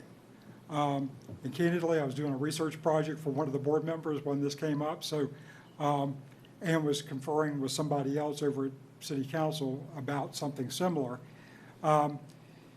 So if it is, if you're talking about doing something that is merely a modification of what's been proposed, then that would be permissible. This is not a modification. I guess the question to the chair is, amending it out would not be a modification. It would be removing it for additional consideration. I think that Board Member Joyce brought up some concerns, but I think that needs to be addressed by the committee. I hate to usurp their recommendation without their input, and I have had parents call me about the posting of videos with kids are fighting, and they make that. I wish we could just not have in Texas, have N1 text in schools, because they they make those arrangements, and they go and videotape and put it on social media, and then we don't have any control over that. So there is a problem there, and I think this begins to address it. Is it perfect? I don't think it is perfect, but I think it does begin to address a major concern that we have at some of our schools where fights are orchestrated simply to videotape it. And through the chair, let me hasten to add, I'm very cautious about things. So my rule of thumb is, if in doubt, hold off, let me research it, because if it's possible to resolve it by not taking that action right now, with the understanding that you can consider it in the future, that's generally my default position anyway. So if there's a question about whether or not it's been properly noticed, and whether doing this would run afoul of Chapter 120, my recommendation would be err on the side of caution. Don't make the change right now, and then take it back up during workshop and what have you. Hopefully that makes sense. But that's certainly the safer thing to do, if in doubt. Or Vice Chair? Through the chair to Dr. Green, or potentially a member of district leadership. At this point, we're July 11th. These types of things principals have to be trained, assistant principals have to be trained, items have to be put out for print for first day of school, everything has to be set up in the system and whatnot. What are we looking at timeline-wise? How much do we back you all up? There's some former principal, former regent soup. There are a lot of logistics that have to happen as a result of our decision. And so timeliness of decision is also at issue here. Through the chair to Vice Chair Coker, you are correct. There is a timeline. Printing the code of conduct, which it's supposed to be shared with students at the beginning of the school year, and they have to sign off that they've gone through the code of conduct. The easy part is it does get posted on our website, but that does not take away that we still have to have it printed for school distribution. Through the chair back to Dr. Green, if we were to pass it as is, but at some point go back and have the committee reconvene, could that then be pushed at any changes? I think I recall in the past that there have been times changes have been made mid-year for different reasons, often state legislature changes. And so those have then been pushed out and everything's been updated as well. Is that correct? Through the chair to Vice Chair Coker, that is correct. Okay. Thank you. Board Member Hershey? Thank you. Through the chair, I think to Mr. Poole, it is my understanding, since I have been on the board, that if it is passed or if a person votes yes, then it can be brought back by any person who voted in support for reconsideration. If someone votes no, you cannot bring the item back, but the person who voted, anyone who votes yes, has the ability to bring an item back. And I just wanted to clarify that. So if it did pass tonight, anyone who voted yes in its current state could say, I would like to talk about it in the future, this specific topic. If you voted no on it, you could not bring that up. Unless someone who voted yes could bring that up. And then I guess my second question through the chair actually to Board Member Joyce is, do you have tonight an amendment or recommendations on changes in verbiage as it now states, or is that something that you think would be a conversation to be had later? I would be happy to make an amendment. I think there's two major issues that I have. If you are videotaping someone while they are in the locker room or in a private area, changing their clothes or showering or whatever, that's obviously an issue that needs to be disciplined. If you are recording to instigate a fight, we can go back to social media. We can see those students that are doing that. I would be happy to make an amendment for those two clauses to be the only form of the only way a student would be disciplined is if they violated either one of those situations. Vice Chair Coker. Through the chair, back to Dr. Green. Our MOU does not allow, at this point, for videotaping in classrooms, correct? Through the chair, through the teacher contract, and this is exactly what it says. Thank The you. use of tape recorders or any other mechanical, electronic, video devices is expressly forbidden unless all parties present agree to such use. So it's already in the teacher contract. You can't videotape in the classroom, Okay. videotaping a teacher. So, and it's also in the code of conduct that students are not to have their phones out unless it is related to something academic. So again, I would just caution the board again on a logistical issue that now we've got printing. And again, I'm not saying it not be revisited at some point. Please don't misinterpret. But we've got an MOU that's in effect for this school year, already in place. We've got a scenario where we've got printing and whatnot. And we would, Dr. Green and the team would have to go back to negotiate that piece. We are a month away from school opening. Anyway, I bring up those logistical items for everyone. I appreciate that. I'm going to move us along. I know that in the committee, teachers were on it, the union was on it, correct? Board. Yes, sir. Okay. So I know that's a longer conversation. It's a legal conversation that I know will take longer tonight. The question though is, if we vote yes, or just to push this as it in its current state, and this may be to council, is it procedure that it goes back to committee, or can we workshop it in our policy workshop? That's my question, because that will determine how long it would take to get this back. Through the chair, to the chair. Right. I'm sorry, you were looking at Right. Mr. Simmons. No, the answer is no, it would not need to go back to committee. Right. Because at this point, committee has turned it over and it's a recommendation from the superintendent Right. to the board. Right.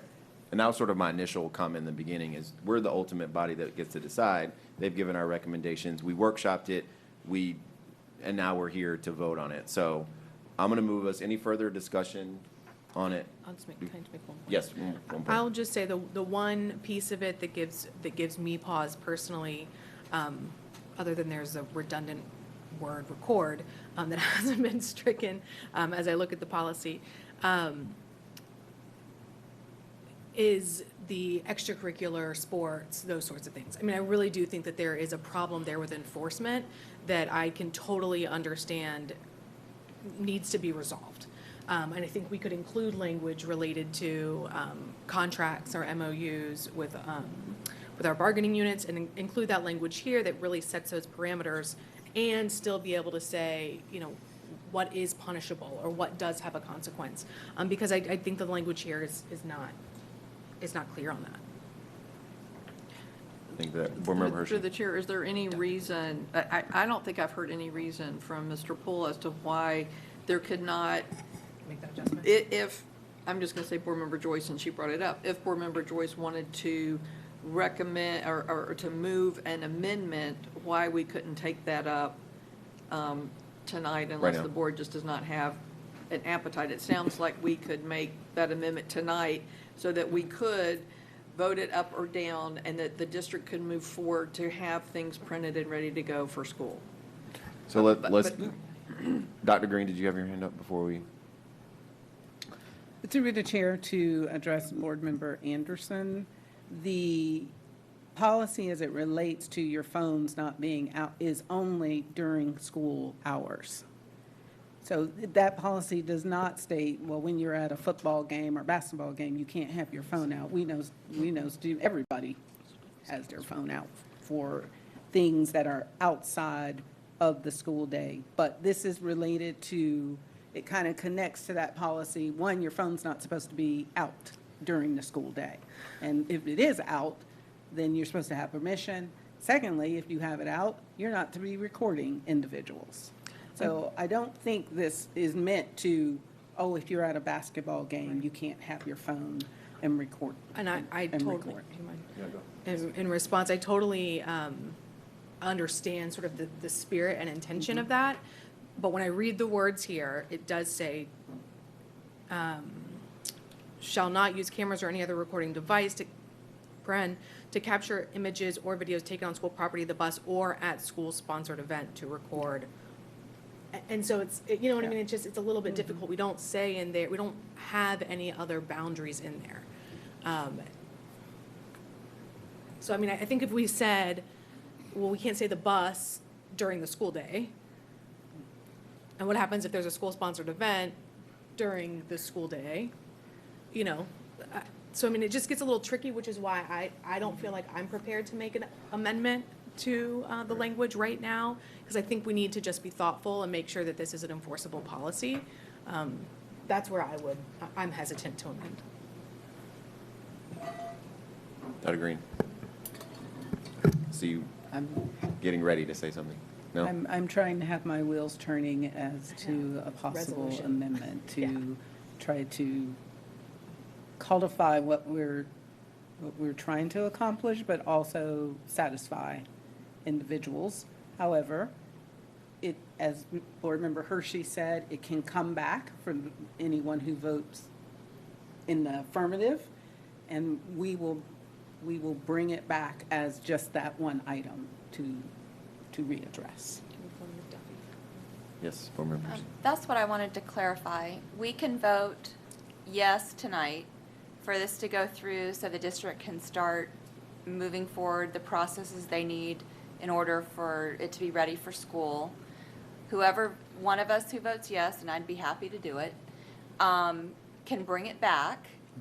We can wordsmith, work it out in a workshop or a policy review committee, not a workshop, policy review committee, right? And then whatever's passed can be an extra sheet of paper put into the policy, or it can be deleted and then changed in the digital version, and we move on.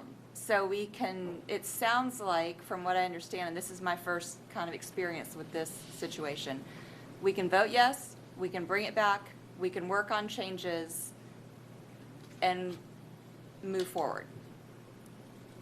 That is correct. Okay. Yes, and we're not just, it's not just that one, it's a whole student code of conduct that we're voting on too, just to get us back to that. That's a piece underneath it. So One piece. One piece. So I'm gonna go ahead and move us, and any other folks wishing to speak? Call the question. All right. Call for your vote.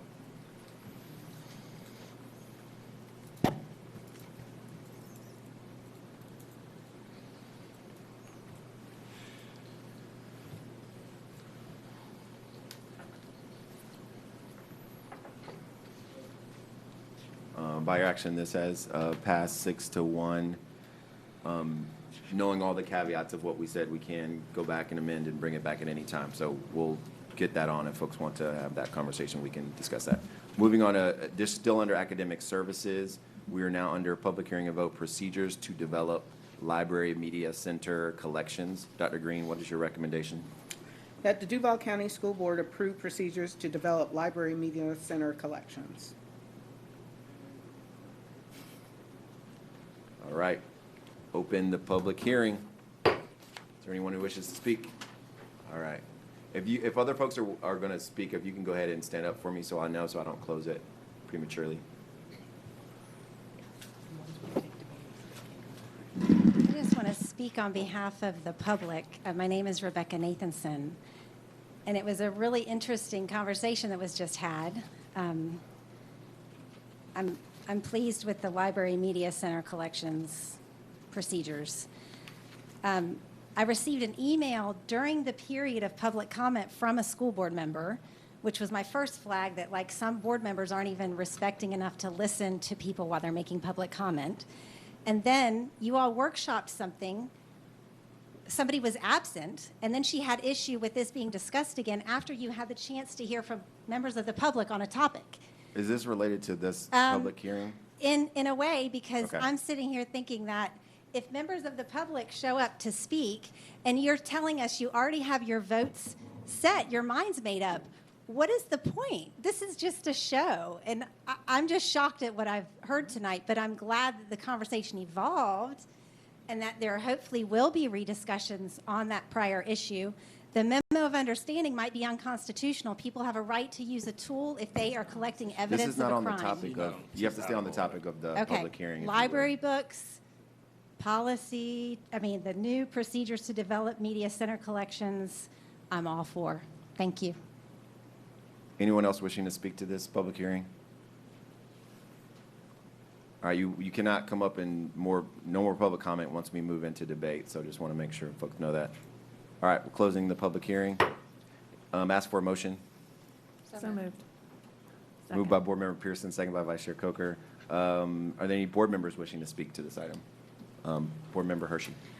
I just wanted to, through the chair to the superintendent, could you explain if I was a parent and I had a concern about a library book, what the procedures would be for me to express my concern? Through the chair to Board Member Hershey, we have a form. That form is on our website, as well as unfortunately, the training from the Department of Education won't happen until January, but we are training our media specialists to make sure that they understand a parent can submit that form. That form, they state the book, the concern they have about the book. Then that form goes to a committee. That committee, who must be led by a media specialist, or we do have a district media specialist, to go through the procedures of determining whether that book would be removed or not. And that person who submitted the form of concern will be informed of the decision of the committee. So through the chair, I did click the button that says Media Center Reconsideration Form, and it does take you, and it pulls up all the schools. So you have to identify the Yes. school, so they know which, because it's possible that there's a book at one school that's not at another school. But just wanted to clarify that so people know how to get the information to the district if there's a concern. That's my only Thank you for question. that clarification. Board Member Anderson. Dr. King, can you clarify, will there be a difference? Is it possible that there could be a difference from school to school? Through the chair to Board Member Anderson, if you're saying, is there a difference in books? Permissible books. It really will be more from grade band to grade band. There may be a book that is permissible at the high school level that is not permissible at the middle school or elementary. I just want to make sure that there's not a situation where we have a media specialist at one school that says, I don't believe that this is, appropriate, or we mark it as not appropriate for third grade, but then at the next school, third graders have access. So this is going to be a district-wide process that the decisions will be made. Through the chair to Board Member Anderson, if the committee determines that a certain book should not be in our library, it would be removed wherever it is, wherever it's located, if the committee deems it not appropriate. But it doesn't mean that a book at a high school that we deem appropriate, we wouldn't expect it to be in an elementary or a middle school, but it isn't everybody for themselves making a decision. It is very challenging, and as I stated, our media specialists have not received the training from the Department of Education at this point and won't receive it until January. I just have a couple. Yep, please. Can you clarify, does this process also apply to our charter schools? Through the chair to Board Member Anderson, no, it does not. Okay. And lastly, will we need to hire additional staff to accommodate this new process? Through the chair, to Board Member Anderson, I am not looking in the direction of Ms. Renfro, but currently only elementary schools have part-time media specialists. We do not have media specialists in middle school or high school, so we will be relying heavily on our district media, but there will be a potential that we may have to hire additional media specialists. Thank you for those questions. Any further questions? Board Member Anderson? Good. No, I don't like the idea that the limited media specialists that we have may have may have to limit their ability, availability, and access to students in our schools with this process, and/or that it's going to take additional funding from us to ensure that this process is, which is it's a fine process, but it didn't come with any money as a Right. requirement. And so it's going to cost the district, to implement it, and it's not even going to be directly impacting our students. Thank you for that. Other items, other discussion? Yeah, this is unfunded, sort of a mandate coming down, so it is that, and it will take time, and it also depends on how many folks use the site and do all of that. So it is something to think about, and we'll know more as we get into it. Other folks? All right, we'll go ahead and call for your vote.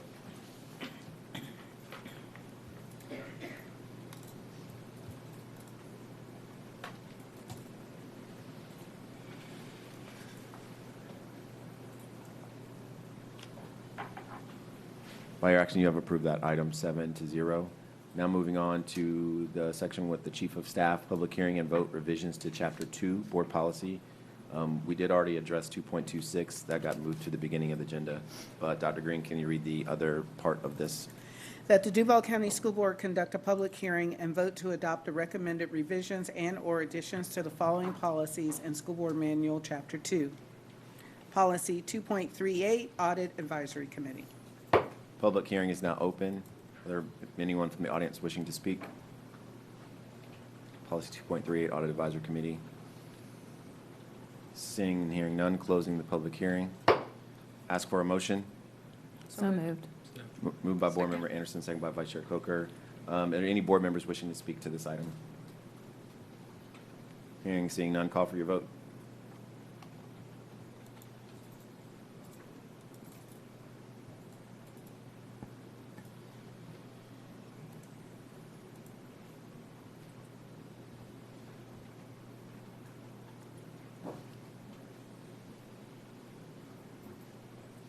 By your action, you have approved this item 7-0. Staying with the Chief of Staff section, public hearing and vote revision to Chapter 3, Board Policy. Dr. Green, what's your recommendation? That the Duval County School Board conduct a public hearing and vote to adopt the recommended revisions to the following policy in School Board Manual, Chapter 3. Policy 3.41, School Climate and Behavior. Public hearing is now open. Anyone from the audience wishing to speak? Seeing none, closing the public hearing. Ask for a motion. So moved. Second. Moved by Board Member Pearson, second by Board Member Jones. Any board members wishing to speak to this item? Seeing none, call for your vote.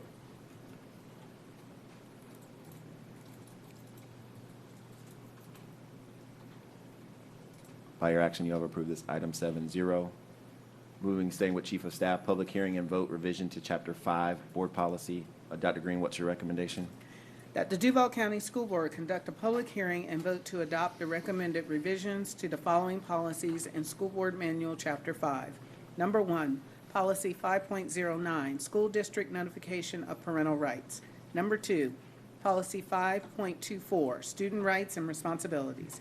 Number 3, Policy 5.27, Student Assembly. Number 4, Policy 5.61, Use of Restraint and Seclusion with Students with Disabilities. Public hearing is now open. Anyone wishing to speak, please come forward. Hello, Margaret Yarbrough. I oppose changes to policy 5.27, student assembly. There were 6 DCPS schools which facilitated or allowed protests back in February and March for the incorrectly labeled Don't Say Gay bill. These protests were allowed by administrators in violation of several policies as well as standards for professional conduct. Acknowledgement was made by at least 2 board members that policy was not enforced. So now, instead of holding schools and district personnel accountable for these violations, the board is voting to change policy to accommodate student protests and walkouts during instructional time. This will disrupt learning time and influence other students. I don't want my kids to be coerced into becoming political activists during instructional hours. Additionally, teachers will still be held responsible for what kids are learning, which just doesn't seem right or fair to me. How will you enforce policy 10.10 prohibiting discrimination and harassment and 10.20 anti-bullying policy against those who choose to stay in class and not participate in these protests? Our principal allowed for multiple policy violations this year. So how will she be held accountable for implementing these policies, since it's going to be the principal that's responsible for implementing them? There is a double standard with enforcement of district policy. I've seen it all year long. DCPS dishes out punishment only to those it disagrees with, like with the masking issue. I mean, my child was threatened with suspension right away, first time. DCPS needs to enforce existing policies and do it equally. Do it equally, enforce your current policy. Don't lower the standards so that, nobody's breaking policy. That just doesn't make any sense. So please vote no on 5.27. Thank you.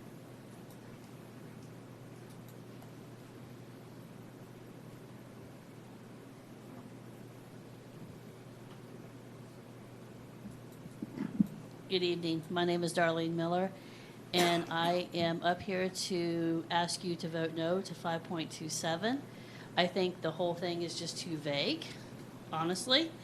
It says, students seeking to express their ideas and opinions through peaceful assembly demonstration must obtain prior written confirmation of the school's ability to accommodate the request. Then it further on says that written confirmation must be obtained through the principal. I guess my concern is that there's no real guardrails on this. Principal at one school could say, yes, you should, protest this particular whatever. Principal be at another school says, no, we're not doing that. What topics would be approved? There's no guardrails there. Let's have a walkout. I don't like pizza every Friday. Are you going to say yes to somebody on the opposite side political spectrum as you are? Everybody should be treated fairly. Everybody should be okay. Is the teacher going to stop teaching? What about the children who stayed behind to learn? To me, it just has nothing in here to guide what's going on from school to school, teacher to teacher. Are teachers just going to sit back and do this while children are out there protesting, even though there's still children left in the room, and wait for those children to come back? Are the children who leave to go protest then going to come back to the children who didn't leave and start saying stuff to them? I think you need to look at the policy and have a district policy in place before we start having all of this protesting. Sometimes it's not about what side of the political spectrum you're on. Sometimes it's not about the politics. But maybe we need a little bit more guidance, because some of us have seen this side, and it doesn't really look pretty sometimes. Thank you. Thank you.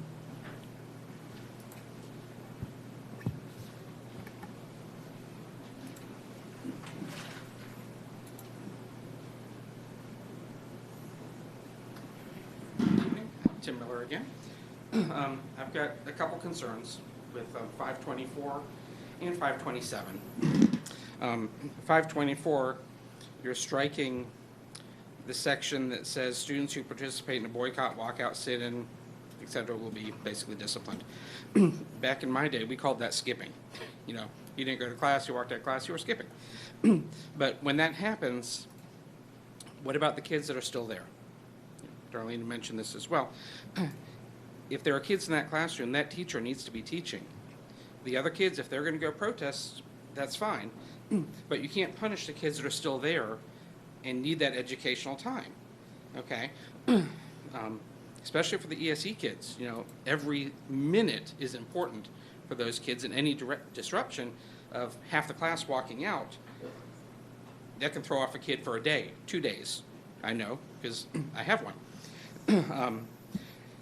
And if you're going to allow walkouts for one thing, you've got to allow them other ones, okay? I know a lot of this started with the Parkland shooting and students going out protesting guns. If you had someone that says, you know what, I'm going to protest for responsible gun rights, would that be allowed? If you don't allow it, then you bring politics and you bring your opinions into it, and you're not going with the spirit of the policy that says, hey, responsibly protest. 527, again, seeking approval. What's the criteria? If you allow it for one, you need to allow it for all. And it also says the principal is responsible for the administration and the implementation of the policy. Danger. This needs to be district level. We all saw with COVID, some principals had their schools locked down so tight, kids couldn't go out on the playground. Others, you can go out on the playground. Completely different for the same issue. If this isn't district level, you're going to have one school that says, yep, go for it, go protest, whatever you want. Another school says, we don't have the resources to accommodate, you can't protest. It gets even more tricky if that principal says you can protest this, someone else wants to protest something else, and you say, no, we don't think we have the resources to do it, then you're treating them unequally. And if it becomes a political type issue, that causes other issues. So I think it's vague. It needs to, like Charlie said, there need to be some guardrails around this and ensure that there's equity across all opinions on this. Thank you. Thank you.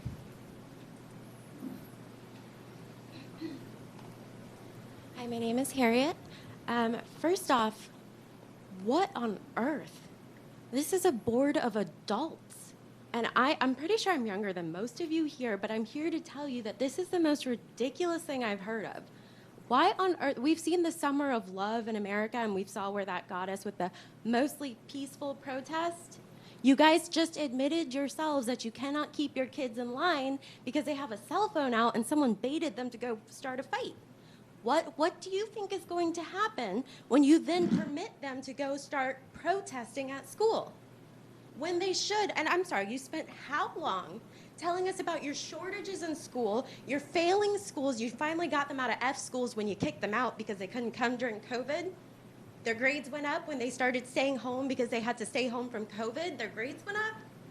I'm sorry, this doesn't make any sense. You've got failing schools, and now you're going to send your students out to go protest during the time that they should be getting an education. How does that make any sense to you guys? How does that make any sense? Where's the logic here? What is the purpose here? What's the purpose of a protest at an elementary school? What's the purpose of a protest at a middle school? What's the purpose of a protest at a high school? They can do that outside, but they can't get their education from their teacher outside, can they? They're not going to go home and eat dinner with their teacher to give them their education when they could use their free time to protest if that's what they so choose to do. But when they're in school, your job is to facilitate them getting an education, not social woke justice. Thank you. Thank you.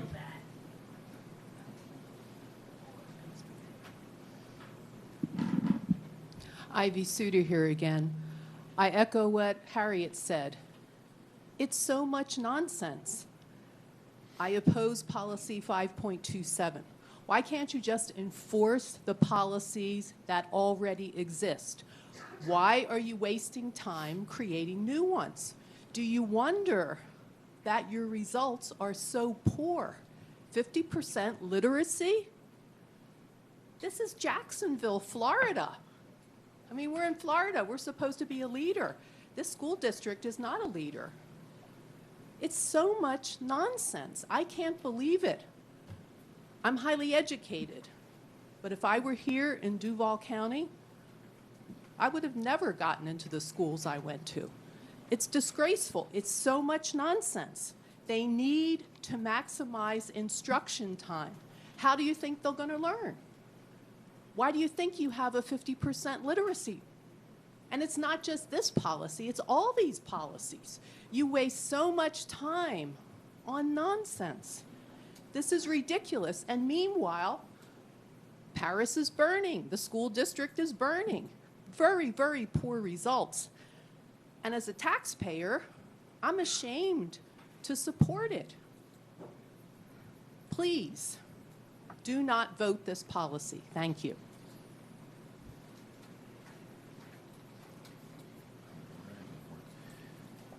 Anyone else wishing to speak?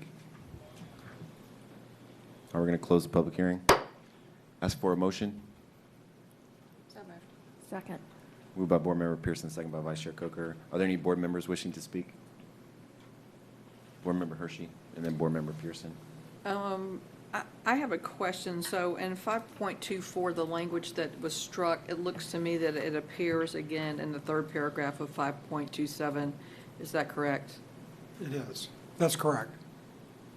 Okay.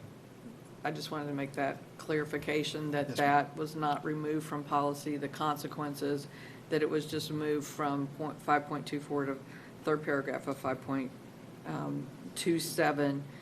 I think that student protest and walkouts is something that's a struggle for schools and principals, and the principals that I have heard from, I think that if we did not have them during the school day, it would be beneficial. My question is to the chair, to Mr. Poole, is there, I'm going to use the word an infringement of first constitutional rights, to right of free speech? Are we running into any problems with that? As drafted, Well, if we didn't pass this, if we did not have some sort of guideline or allow student protest or walkout, are we running into any constitutional issue? yes, in 1969, just by brief recap, in 1969, the U.S. Supreme Court during the Vietnam War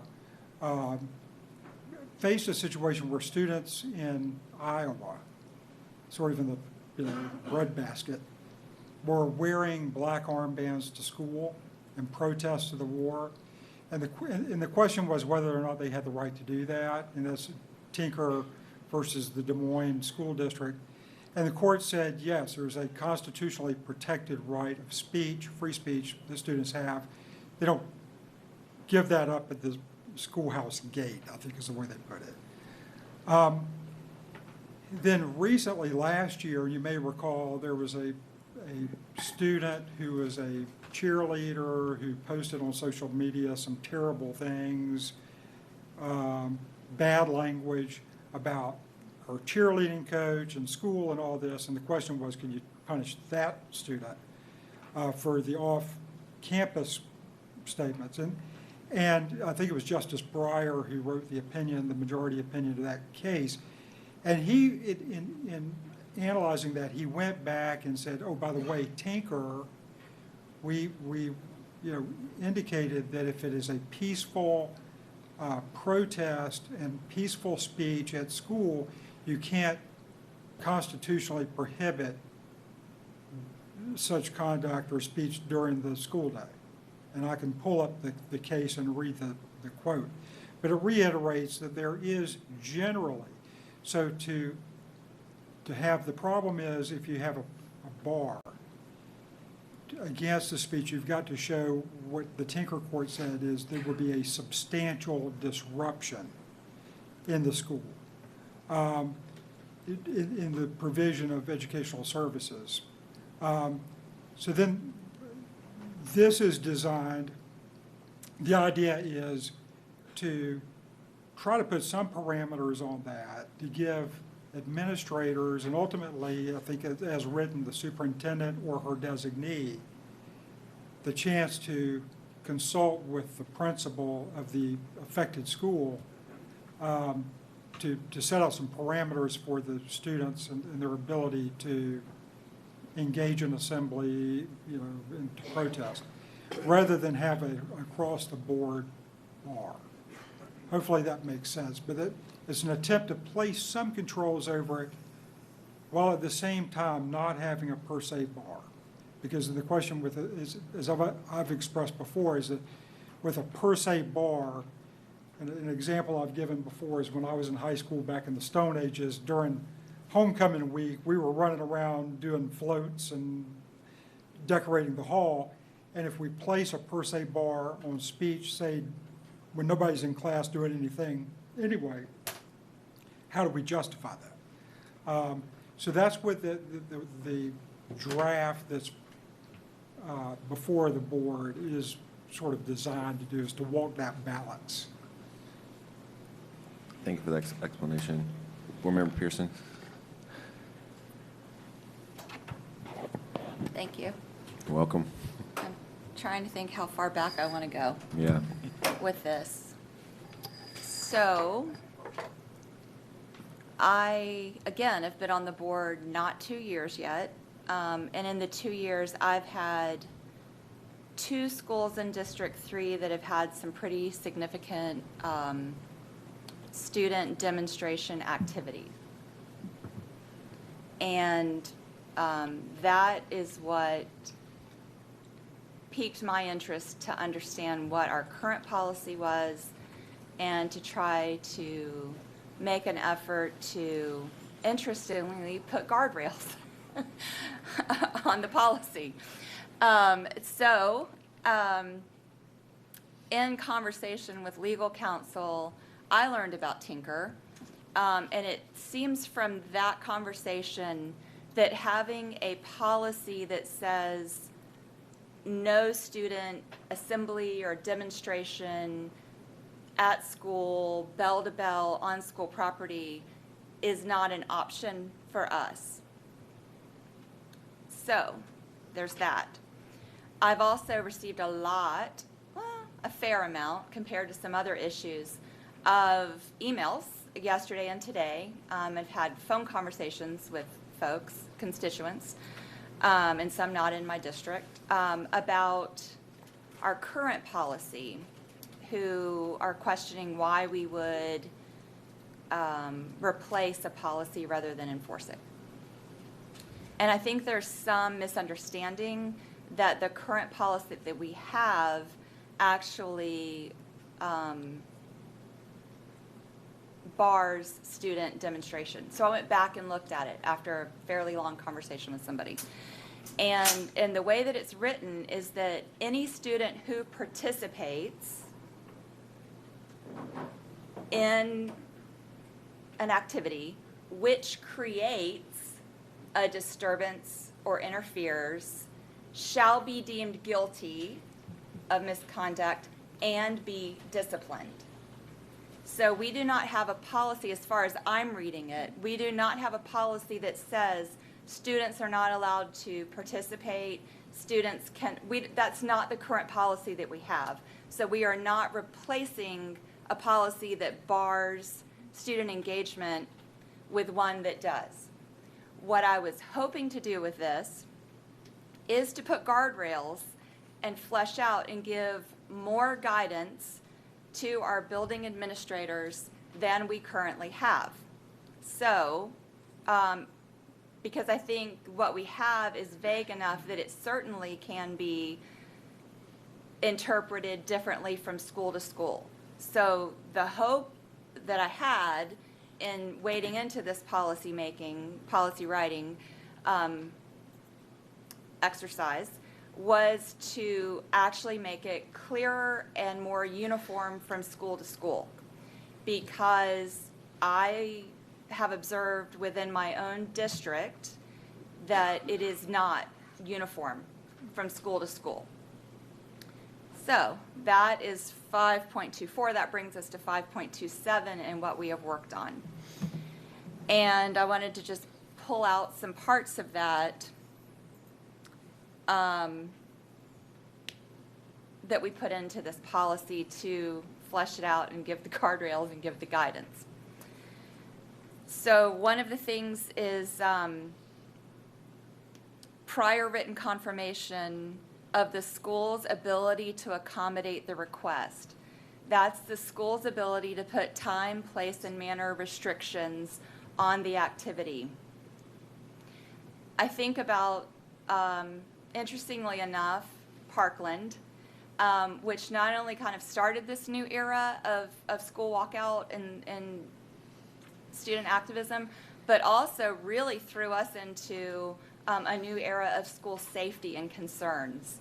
And I do have a concern that not controlling time, place, and manner puts students at risk.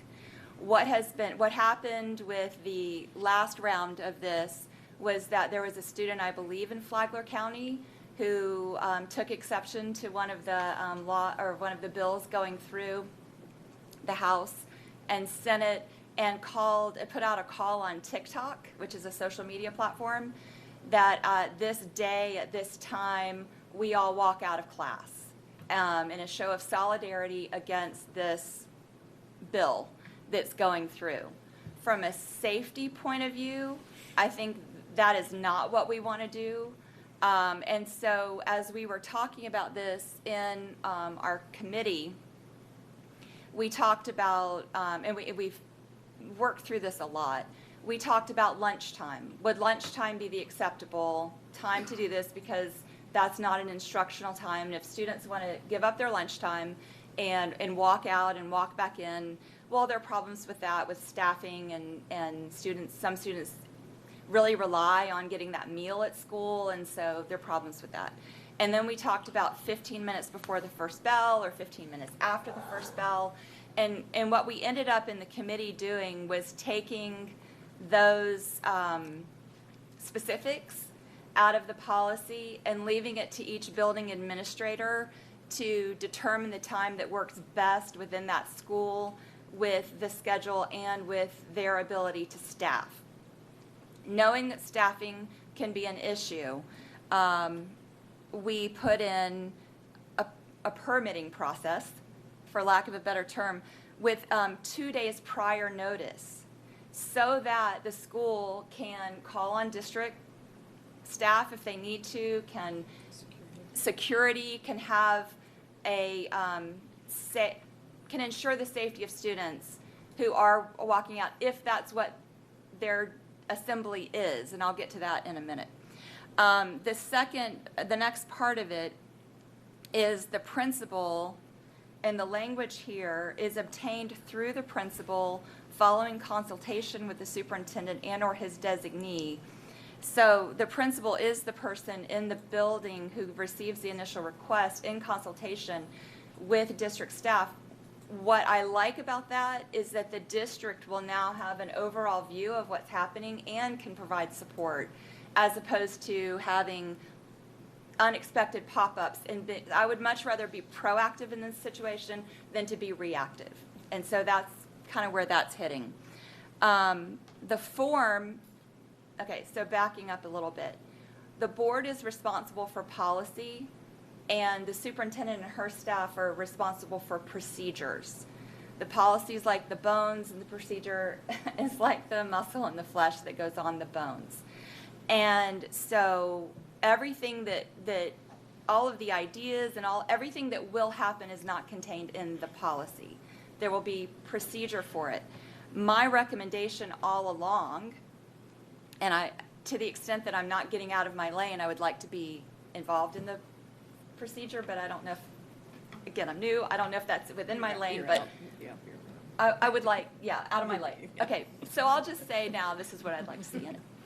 I would love to see on the form actually a menu of First Amendment options that's not limited to a walkout or a demonstration.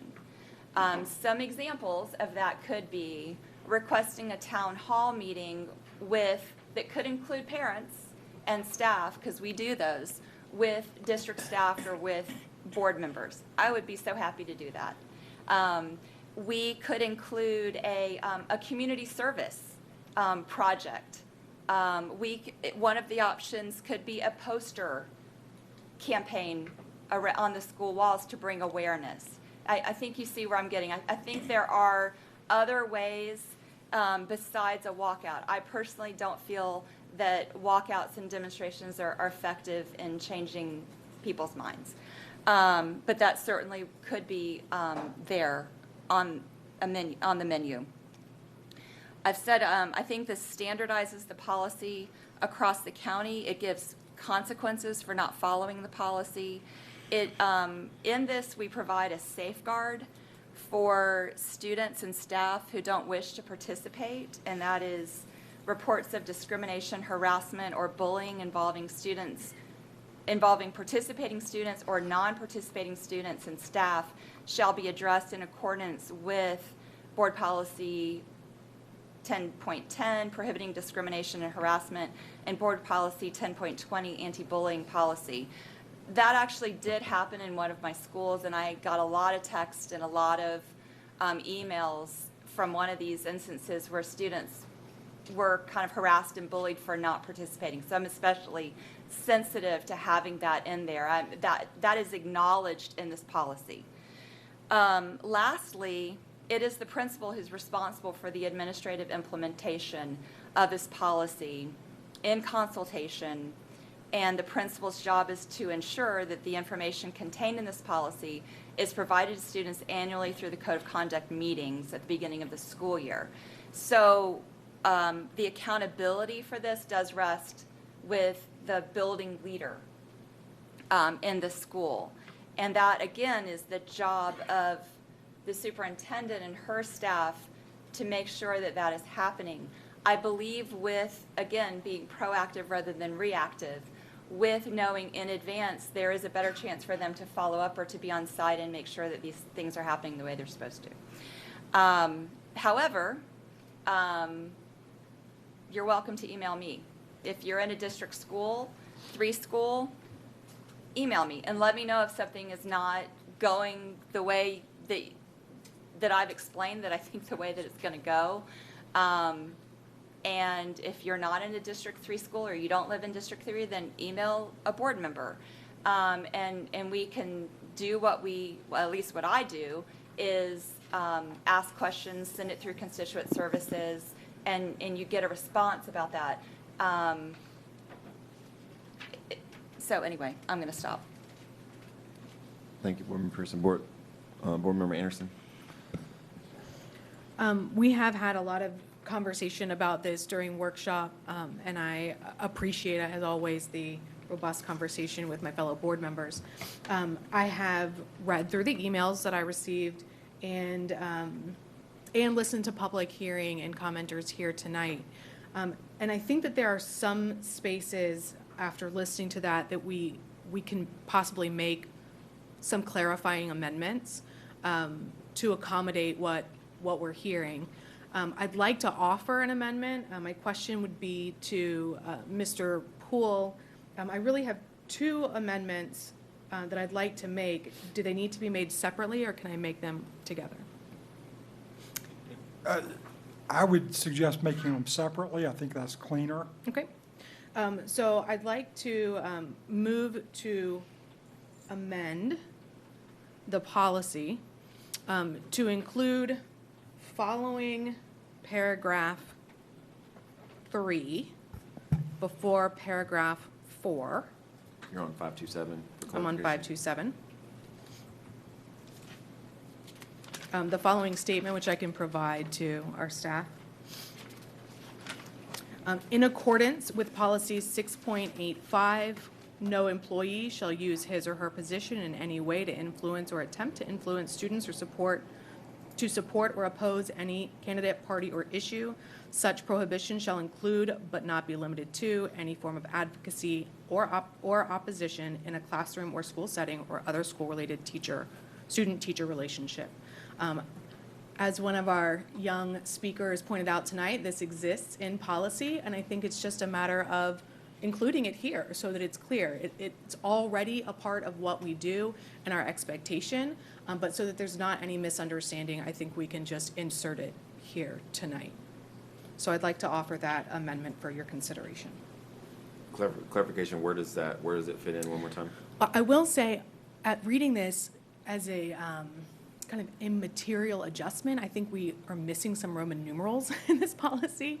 So, unlike everything else in policy, we usually have sort of paragraph 1, 2, 3, 4. So this would be, it would be a new paragraph 4 and move the current paragraph 4 to a paragraph 5.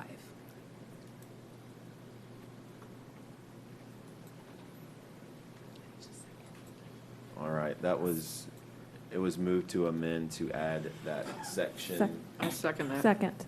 We have a second by Board Member Hershey. Do folks need to see that to vote on that? Or are we good with that, the reading of I the? would like to see it, please. All right. It's policy 6.85. So that's, we're pulling policy 6.85 as almost a refer back or just as a duplication of? So the way that I have it written here, it says in accordance with policy 6.85, And then you quote it. and then I just quote the policy, as was read to us here this evening. And I can send that to. It's 6.85, right? Mm-hmm. Through the chair, I'm pasting that into an email to everybody. Thank you. Thank you.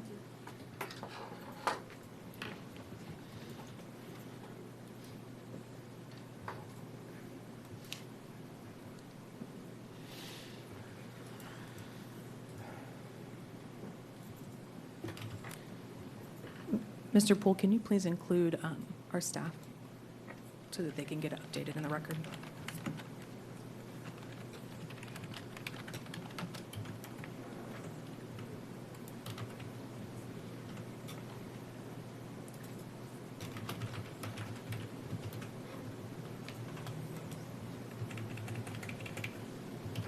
All right. While this is happening, I'm sorry, but I have to run out for a second. I'll be right back.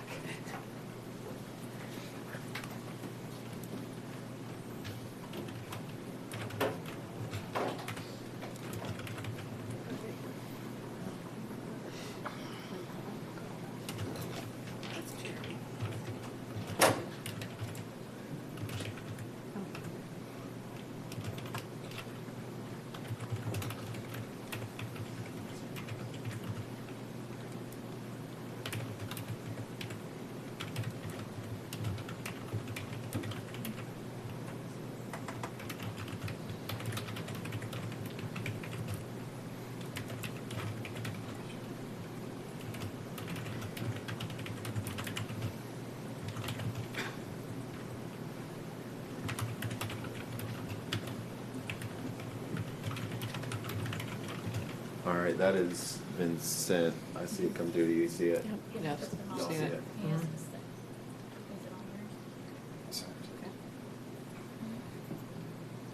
It has been motioned in the second. We'll read it again, and then we'll vote on the amendment, and then we'll come back, and if there are other amendments as well.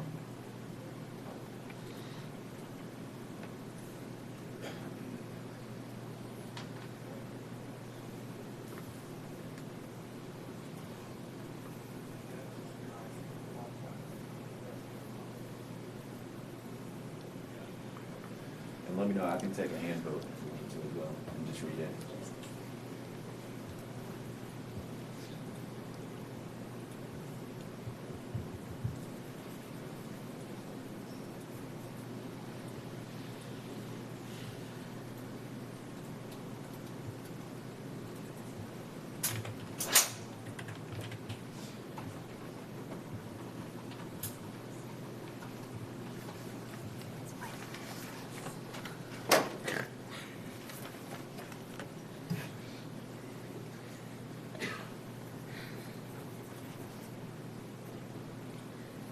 Are we just reading? Chairman, could I get the initiation and second? Yeah, motion by Board Member Anderson, second by Board Member Hershey.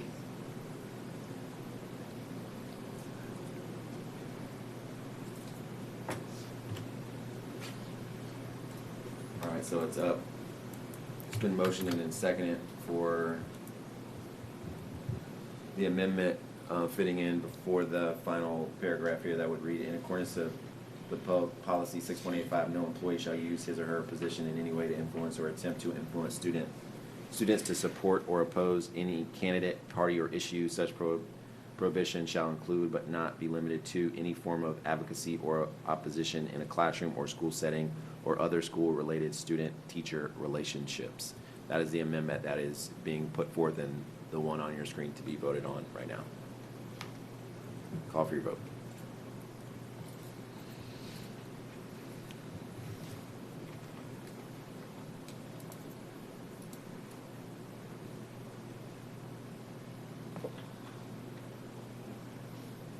question. Yes, We are voting on the amendment. not the full thing yet. Okay, so, but this says public hearing and vote revisions to Chapter 5 board policies. So I feel like if I'm thinking that if I'm voting on this, I'm voting on the whole item, not the amendment. Should be voting on the amendment. Yeah, we're voting on the amendment. It's the motion to amend according to exactly what he put in. We'll make sure the record. We'll make sure the record reflects, and It's the we're motion gonna to do amend. another vote, so. You're, If this is for the amendment, for it the doesn't amendment. specifically Yeah, say but that, I- and normally when we do an amendment, we take a hand vote. So that's why I'm a little confused. yeah, sometimes we try to do a non-hand vote when we can, and so we got the language, so we'll make sure it's in the record. So this is voting on the amendment, not the full, Chapter 5 board policy yet.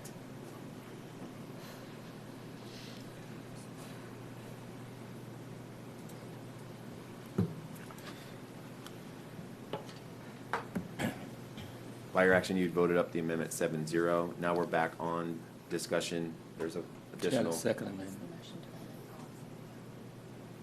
I What's thought that? you had, she had another amendment. She does. Oh, okay. So thank you for supporting that. I would like to offer a second amendment to paragraph 2. It reads, currently, students seeking to express their ideas and opinions through peaceful assembly demonstration must obtain prior written confirmation of the school's ability to accommodate the request. And then goes on to say that written confirmation must be obtained with the principal following consultation with the superintendent or his or her designee, at least 2 school days in advance of the event. I know that in our conversation, and as Board Member Pearson brought up here tonight, that there is a desire for the board to stay out of specific procedures and to stay in our lane. But I think that just for clarity, again, in the policy, and being really direct in our request, I'd like to move to amend to add a sentence between the first and second sentence. So this would be a new second sentence that reads, make sure I get it here. The superintendent or designee will develop a standardized procedure and form for requesting written confirmation. So that way we are clear as a board that we are directing and asking the superintendent to create this procedure, and that it's not sort of left to chance to be school to school, that there is a form that would be used standardized across the board.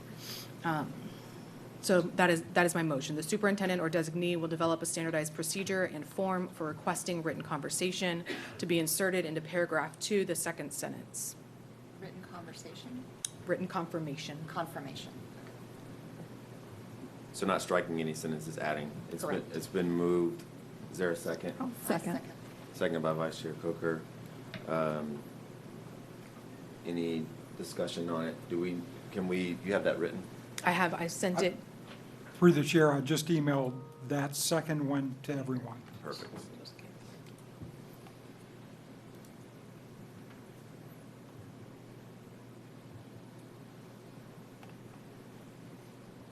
That's not the right one. Oh, that's the right one. Okay, so it's been moved and properly seconded to add a sentence after school's ability to accommodate the request, and you're adding in, the superintendent or designee will develop a standardized procedure and form for requesting written confirmation as an addition. Discussion. Any discussion? Oh, it's up, but any discussion first on that? Second amendment. This is the Second Amendment, yes. Well, not the Second Amendment, but the Second Amendment. Right. No further discussion. Call for your vote. And once again, you're voting on the amendment, not the whole policy yet. Mm-hmm.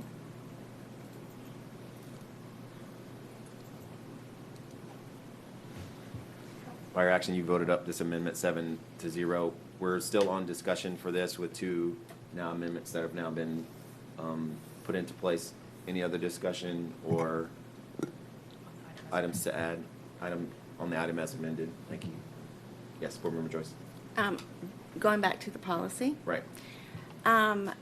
We have had robust discussion concerning this policy, and I have shared, and I will share again, my concern for allowing students, even with the amendments, even with adding the extra language, for allowing students, student-led protests during the school day. Whatever, if it's from the first bell to the last bell, it disrupts the student. It disrupts the school day, the operations of the school. And so I can't support this. If I'm a teacher, and which I was, and I have a protest in my first period class or my last period class, it's taken away from instruction time. And it can't be done in just 10 or 15 minutes. That's just not real. It's not feasible. I appreciate the comments from the employees that are in our school system that have concerns with this. I have concerns with this. I've talked to many teachers and principals that have concerns with this, and I think it's a disruption to the school day. And besides that, I don't think that parents are actually willing or they want their children to participate in this during the school day. Any form of walking out or sitting down or whatever. If the board or the districts want to come up with a policy before school or after school, that's different to me. But during the school day, I just don't think that there's any room for us to add this, to change this policy. And so I support the policy as it is currently written. You're talking about 5. Not the, yes, no, yeah. Thank you. Yep, thank you. Board Member Jones. Thank you, Mr. Chairman. It's something that there's no guarantee there will be a protest. There's no guarantee it will be. And the form that protest may take can vary from school to school based on the legal guidance that we've been given and the fact that school pep rally is disrupted. They leave the class doing, I mean, every school has, at some point in time, the class education process has been disrupted. And if that's the case, legally, I don't see how we could, based on legal guidance, we can deny the protest that the students may want to participate in. So I would support it based on the fact that, one, it doesn't have to take a direction of a protest. The principal can provide some alternatives to a walkout. That walkout does not have to occur if given guidance. And I think that we have the guardrails to protect us so that we don't get sued later on because we denied someone that right to protest during the school hour. Thank you. Board Member Joyce. So my problem with that comment is if we are allowing one group of students to walk out because they want to, make a statement about whatever issue is on their mind, and we don't allow the other student group to walk out, to me, you have to make it fair for everyone. If a student group comes to the principal and says, we want to plan a walkout or whatever they want to plan, if you can't say to one student group, yes, we're going to allow this to happen, and to another student group, no, we're not, or you have to do it differently. And so I think this creates a slippery slope. And students are really smart. They're going to understand in really short amount of time that they can put together walkouts for whatever issue is relevant. And it could end up taking a toll, a real toll on the instructional time that we have in our schools. And so I appreciate that, but I don't see that you can treat one student group one way and another student group another way. So that's... To the chair, there's nothing in here that says we can deny one group and permit another group from protesting. And there's nothing in here that's saying that the principal or anyone else would have the authority to deny one group that wants to protest and permit another group to do it. It just allows a process by which you can have a peaceful protest. The school administration is given notice, and it's done properly. That's what we're putting in place. If the student group says we want to walk out, and the principal, I'm just clarifying, and the principal says, yes, your particular issue, we're going to do a walkout. And another student group comes, because it does say sit in, so, there's different ways that you can protest. I don't want it to be at the district or the principal's discretion on what kind of protest can take place. Do you understand what, you follow me? If it's a walkout for gun rights or let's just use this last one. If it's a walkout for Don't Say Gay Bill, and the principal says, yes, I'm going to work this out, we're going to put this procedure in place and you can do that. And then another student group comes up and says, well, we want to do a walkout for the parental rights and education, and that's, that political piece. And the principal should not have the discretion to say, well, this group can do the walkout, but this group has to do a sit-in or something that's different from another group. And that could end up becoming a problem. So, but at the end of the day, I'm going to fall back to where I began. I fundamentally, as a educator that's worked in this system, and as a parent who has 5 children who have gone through this system, I do not support any sort of walkout or any of this during the school day. So that's where I stand. Thank you. Board Member Pearson? I think we could throw up enough hypotheticals to kill anything tonight. So I'm going to call the question. Question has been called. Call for your vote.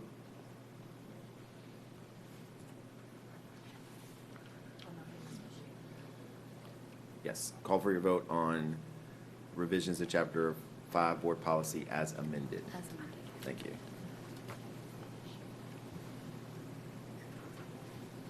Chairman, could you tell me who initiated and who was the second for this vote? That was a while back. I called. Pearson and Coker, is that I correct? think that's I correct. believe I think that's Thank right. you. seconded. Right.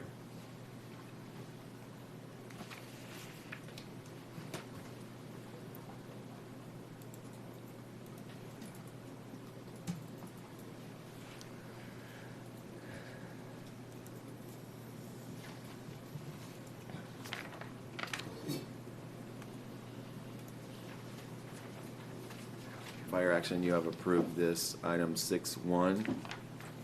Still on Chief of Staff, we're moving on to public hearing and vote parental notification of change in support services procedures. Dr. Green, what's your recommendation? That the Duval County School Board conduct a public hearing and adopt the parental notification of change in support services procedures. I'm now opening the public hearing. Does anyone wish to speak to this item? Seeing none, close the public hearing. Ask for a motion. Second. Moved by Board Member Anderson, second by Vice Chair Coker. Are there any board members wishing to speak to this item? Yes. Board Member Anderson, then Board Member Hershey. Board Member Hodges, you have a question? Go ahead. I do. I was paying attention, but I actually thought we were towards the end. I was like, oh, we got another one. The one thing I wanted to clarify through the chair with the superintendent is that everything in the parental notification of change in support services aligns with the new state law. Through the chair to Board Member Hershey, yes. That was my question. Thank you for that clarification. Board Member Hershey. Board Member Anderson. I just wanted to point out that on page 4, section 4, there is a brief statement that does read, notwithstanding anything to the contrary above, district personnel may withhold the parental notification required in section 3 above if a reasonably prudent person would believe that disclosure would result in abuse, abandonment, or neglect, as those terms are defined in statute 39.01. There was a question about that earlier. This provision in the notification provides for that. Notification process. Thank you for that. Thank you for that. Just through the chair, can I just ask the superintendent? Yes. Does that align with state law? Through the chair to Board Member Hershey, that is state law. Okay. That is the exact wording that is used in state law.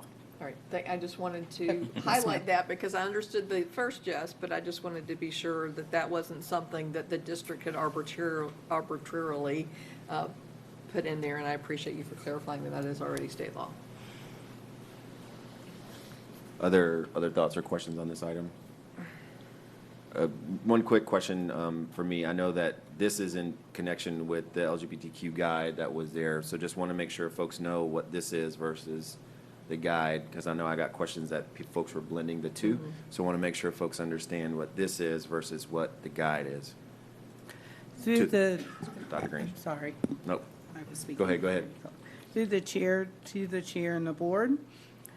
This is part of state law that required school districts to put the procedures for parent notification in the board policy. So this is related to anything that is under that state law about parent notification. It is more than the LGBTQ guide. Got it. Thank you for that clarification. They're not the same. One is, they speak to each other, so to speak. Other thoughts or questions, discussion on this item? Seeing none, I'll go ahead and call for your vote.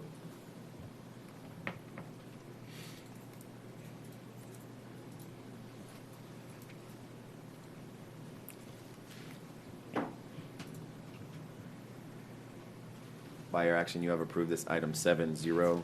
Still within the Chief of Staff section, public hearing and vote revisions to Chapter 8 Board Policies.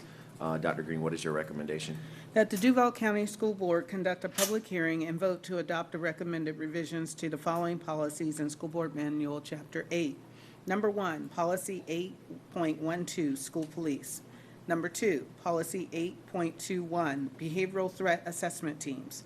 Number 3, Policy 8.22, Involuntary Mental Health Assessment of Minors.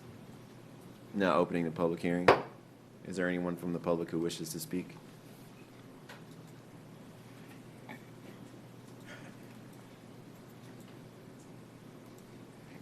Good evening, again. Just a quick, first if I could, Board Member Hershey, thank you for pointing out that the language was in another section back on 5:24 and 27. I appreciate that, I missed it. All right, so on 8.21 on behavioral threat teams. Section 2, each behavioral threat assessment team shall include persons with experience in counseling, instruction, school administration, and law enforcement. Wonderful, but you're missing something. ESE. ESE kids are especially vulnerable, especially when things don't go right, especially on the autism spectrum. So I think someone on that team for each school needs to have an ESE certification or some type of background in that. I'm on the SAC at Atlantic Coast, and when this was being put together, I made sure that, under Principal Spalding at the time, that there was an ESE person on that committee for that very reason. But I think that needs to be across the board because, like I said, one little thing can set an ESE kid off, and if it's a active shooter type situation or something where the kids are supposed to shelter in place, you need someone that can deal with someone like that and understand the ramifications of that. So I would encourage you to add something for an ESE person, especially with all the focus on the mental health right now. Thank you very much. Thank you. Anyone else wishing to speak from the public? Public hearing is now closed. Ask for a motion. So moved. Second. Moved by Vice Chair Coker, second by Board Member Jones. Any discussion from board members? Board Member Hershey. Through the chair to Dr. Green, based upon that the comment that we just heard concerning ESE, looking at this policy, is there anywhere in here that you see that needs to be added specifically? I don't want to just make the assumption that it's in policy, but where in here would that clarifying statement go regarding ESE?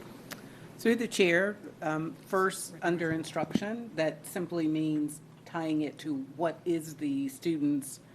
It isn't just ESE students. We have students that have medical issues. So when we say instruction, it's anyone that we know has knowledge of the student's past behavior or their behavior inside school. Also, under paragraph, I'm going to say 8,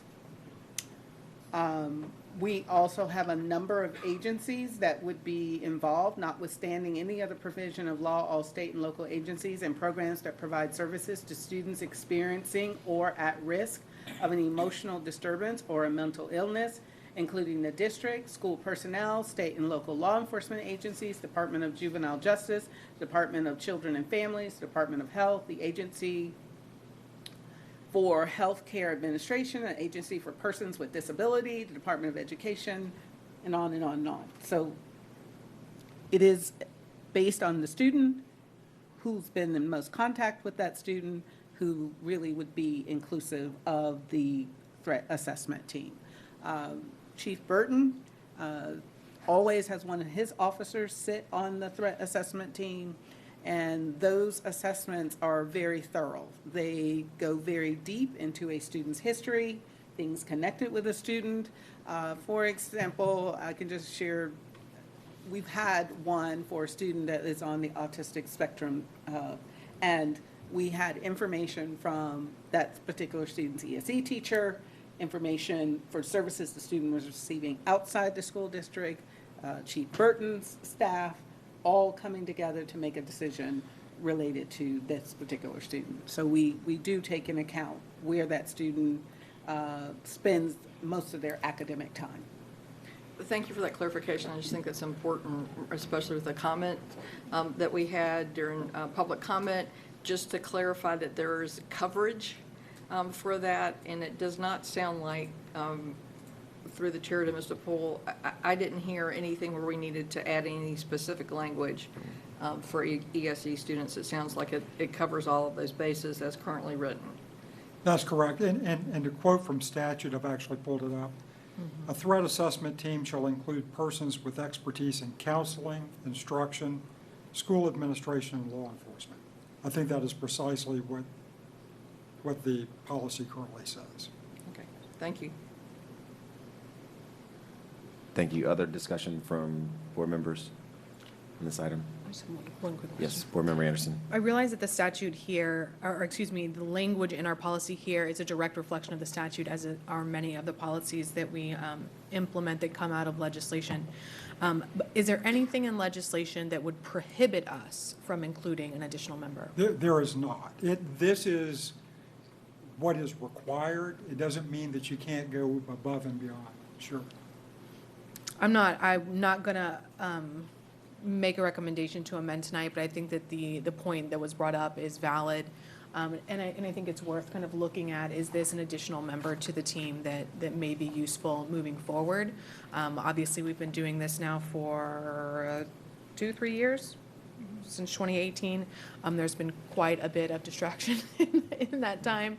But as we continue to move forward with these threat assessment teams, I would say to the district, you know, if there are other people that make sense in meeting the needs of our students, I don't think we should shy away from making sure that these teams are comprehensive and help us do what our children need them to do.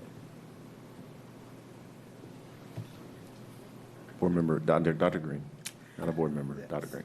Yes, through the chair to the board, our teams are very comprehensive.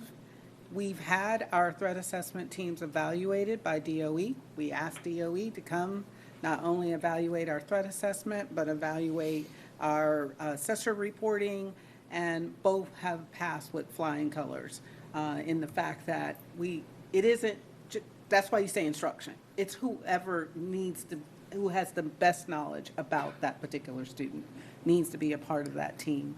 Many times it's I'm going to get the position wrong. It's the ESE lead of the school. It may not be that specific teacher, but the ESE lead kind of works with all ESE teachers at that school and would have great knowledge of that particular student. The goal of the threat assessment team is to gather as much information as possible to make an informed decision. And I'm pretty sure I can speak on behalf of Chief Burton that that's why his team does also a thorough background check and other issues that may be happening outside the school to share with that threat assessment team so that they can, as I said, make the very best decision possible. Thank you for that. Thank you for that discussion. Any other thoughts, comments, discussion? Seeing none, go ahead and call for your vote.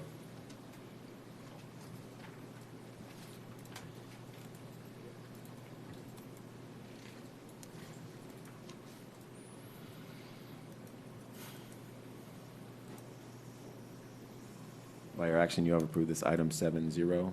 Still on Chief of Staff section, public hearing and vote revisions to Chapter 4 Board Policies. Dr. Green, what's your recommendation? That the Duval County School Board conduct a public hearing and adopt the recommended revisions to the following policies in School Board Manual, Chapter 4. Policy 4.10, the curriculum. Number 2, Policy 4.20, instructional materials selection and allocation. Number 3, Policy 4.30, challenged materials. Thank you. Opening the public hearing. Are there anyone from the public wishing to speak to this item?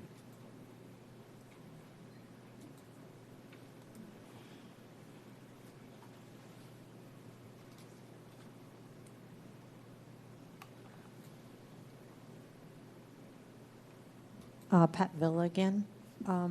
Is this in regards to approving books and things? I'm not really sure, because when you pop that on us. Yeah, this is 4.10, the curriculum, 4.2, instructional materials selection and allocation, and then challenged materials. Okay, I would suggest that all of that be, let the parents see all that before you approve any new books or literature. So that's all I have to say, is that the parents see it before you actually print it and hand it out to the students. Thank you for that. Yes, ma'am. Yes, sir. Thanks. Anyone else wishing to speak to this item? Just letting her in. All right, closing public hearing. Ask for a motion. So moved. Moved by Board Member Anderson. Second. Second by Vice Chair Coker. Any board members wishing to speak to this item? Board Member Hershey. I just threw the chair to Dr. Green or to Ms. Renfro. What is our current policy and practice for selecting curriculum and input, and what access do parents have to review that information prior to board approval? Through the chair to Board Member Hershey. First and foremost, when we are choosing curriculum for state adopted, the state sends us the list of what they call pre-approved adopted texts. And then the school district goes through a process of making sure we have teachers, lay people, which also include parents or community members. They don't necessarily have to have children in our school district to be a part of that committee. And we also post and make materials available for the parents or community, anyone to come and view, examine. Then we go through the process of evaluating those materials. Then we come to the board and do a workshop and share, this is what the teachers have chosen and why they've chosen this particular textbook. And then we bring it back to the board for board approval. And if it is approved, then purchase. But materials we are very transparent. Materials are available to be viewed prior to purchase and prior to the whole full evaluations to be completed. I have one follow-up question through the chair to the superintendent. if there was an assigned book to be read, let's say in a literature class, for example, if I had a concern about that book and did not want my child to read that book, what steps could I take as a parent to provide an alternative book for my child to read versus the assigned book if I deemed it inappropriate? Through the chair to Board Member Hershey, we have, sound like I want to say we have an app for that, but we have a form for that. And a parent can request for an alternative book, an alternative assignment, if they do not approve of a particular book that is being used in a language, an English language arts. And where we see that the most is college courses. So we're teaching an ACE or an IB or an AP course. These are college courses and students are reading college material, but they can still opt out of that particular material, but give an alternative assignment or an alternative book. Thank you. Thank you, Board Member Hershey. Board Member Pearson? Through the chair to Dr. Green. Knowing that we can't predict the future of what's going to happen in a month or a month and a half, do we have any, what's our expectation of open house, if those will be in person this year, so that parents can be in the student's classroom, experiencing the classroom, walk the schedule, meet the teachers, see the syllabus for each class, and hear from their classroom, their children's teachers? Through the chair to Board Member Pearson, as of today, those will be in person. I can't predict the future, but today they are None in of us person. can. Thank you. Vice Chair? Through the chair to Dr. Green, I was waiting for Board Member Hershey to ask this question because she normally does, but I'm going to follow up a few of her questions with, the state gives guidelines and requirements in terms of parent and community input. Are we in compliance with all state laws, regulations, everything that we get from them in regards to input on the selection process at this point? Through the chair to Vice Chair Dr. Coker, yes. Thank you. Thank you for that. Any other thoughts or discussion on board policy on Chapter 4?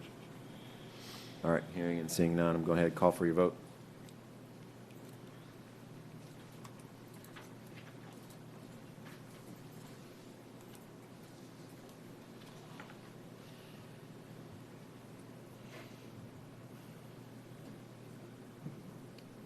By your action, you have approved this item 7-0.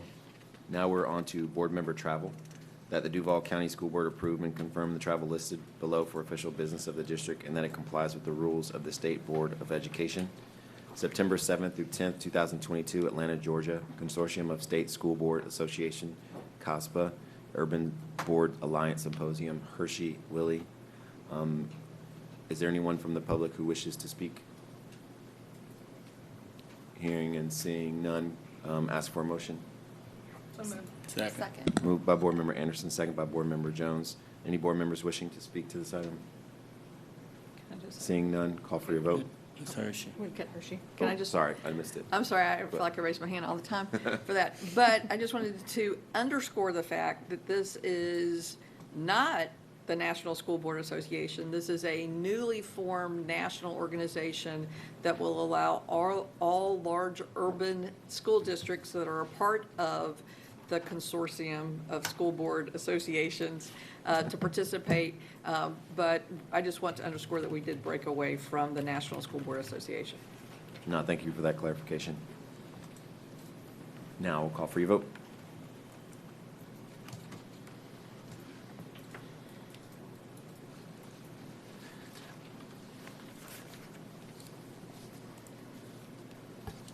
By your action, you have approved this item 7-0. Now on to superintendent's travel. That the Duval County School Board approve the following superintendent's travel: July 14th through the 15th, 2022, Orlando, Florida. 2023 Florida Teacher of the Year Gala Ceremony. July 21st to 23rd, 2022, Palm Coast, Florida, Florida Association District School Superintendents FADS Board of Directors Planning Meeting. Ask for a motion. So moved. Second. Move. Board Member Anderson, second by Board Member Jones. I think that was right. Discussion, if any? Seeing none, call for your vote.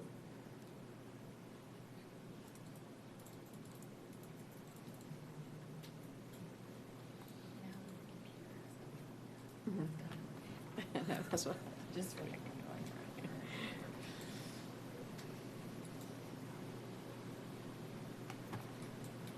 By your action, you have approved that item, Superintendent Travel 7-0.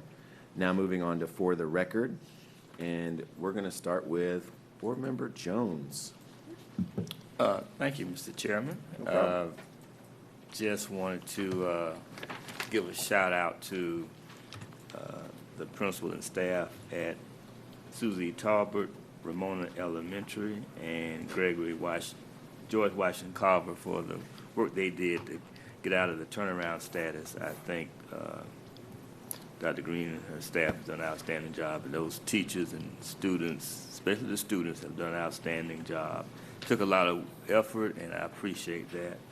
And also a shout out to Pinedale from going one of the few schools that went from a D to a B this year.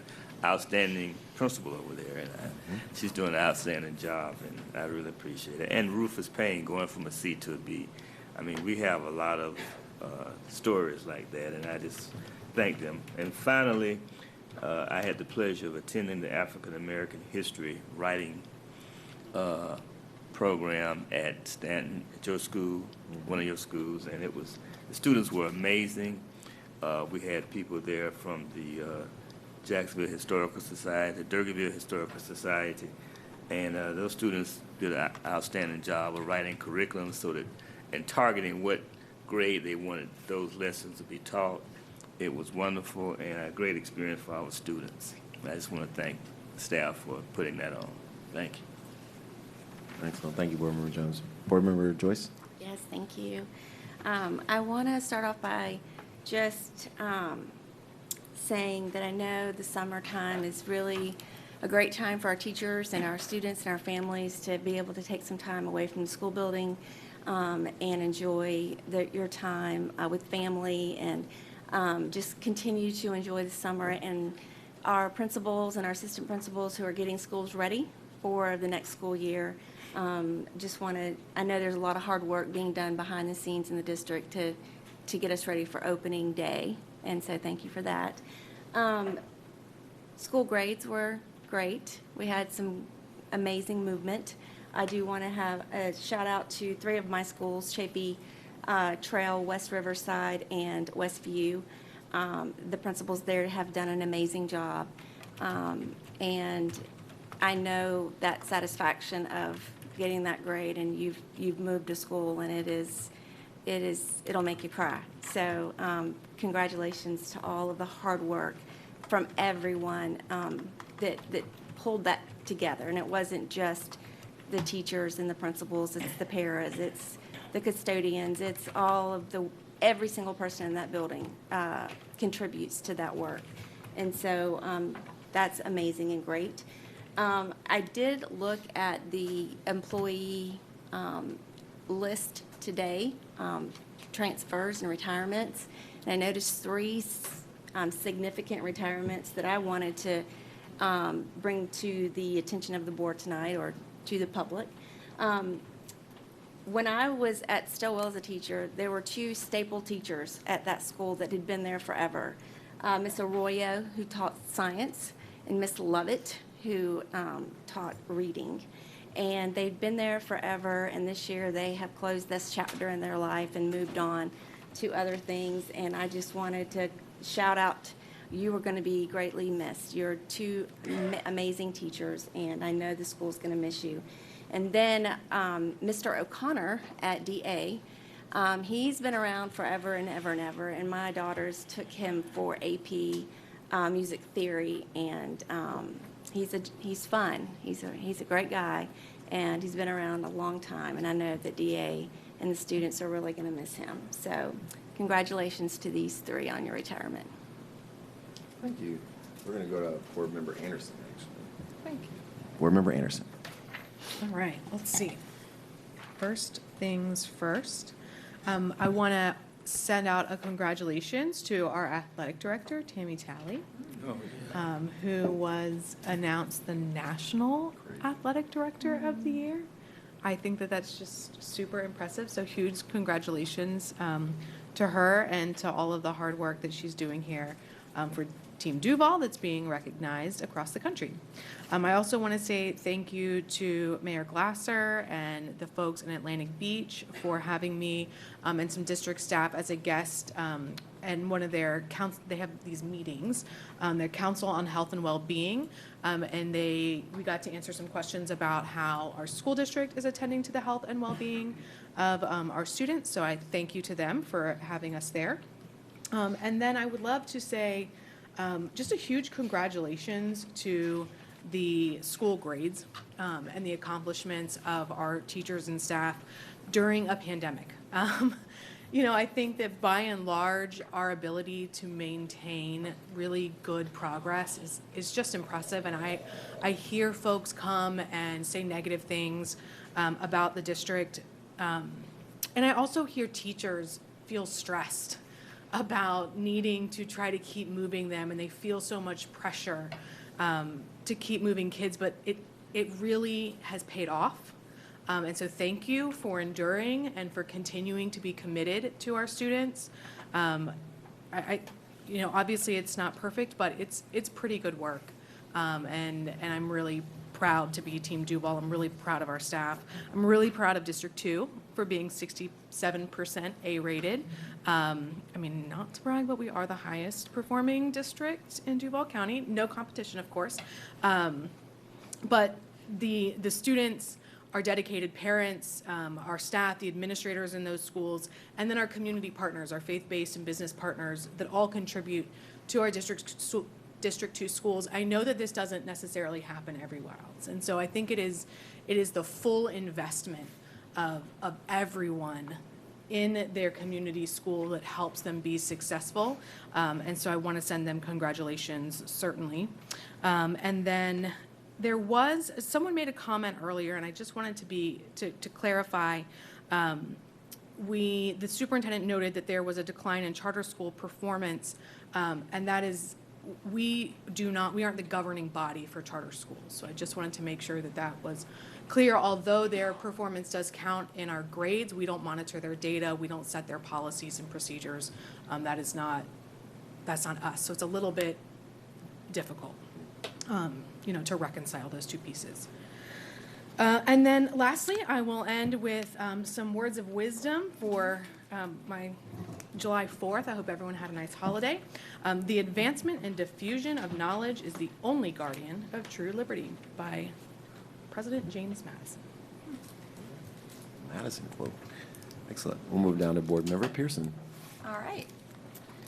I'm going to give a big shout out, I hope they're still awake and listening, to Principal Tracy Kendrick in Brookview Elementary School for becoming a B school, and I hear they were really close to being an A. And to Principal Jennifer Crady in Southside Middle School for becoming a C school. There were 5 District 3 schools who maintained their A grades, and several others are within striking distance of the next highest grade, which is really exciting for them. But in looking at the data, I also noticed that I had a lot of schools in District 3 that were closing ground on learning losses. So they had a certain number of points or a certain score in the 18-19 school year, and then a significant drop in the 19-20, and then they're coming back up in the 2021. And I mention that because I understand the school grade system and the accountability part of it, but school grades don't reveal all of the hard work that's going on in the buildings.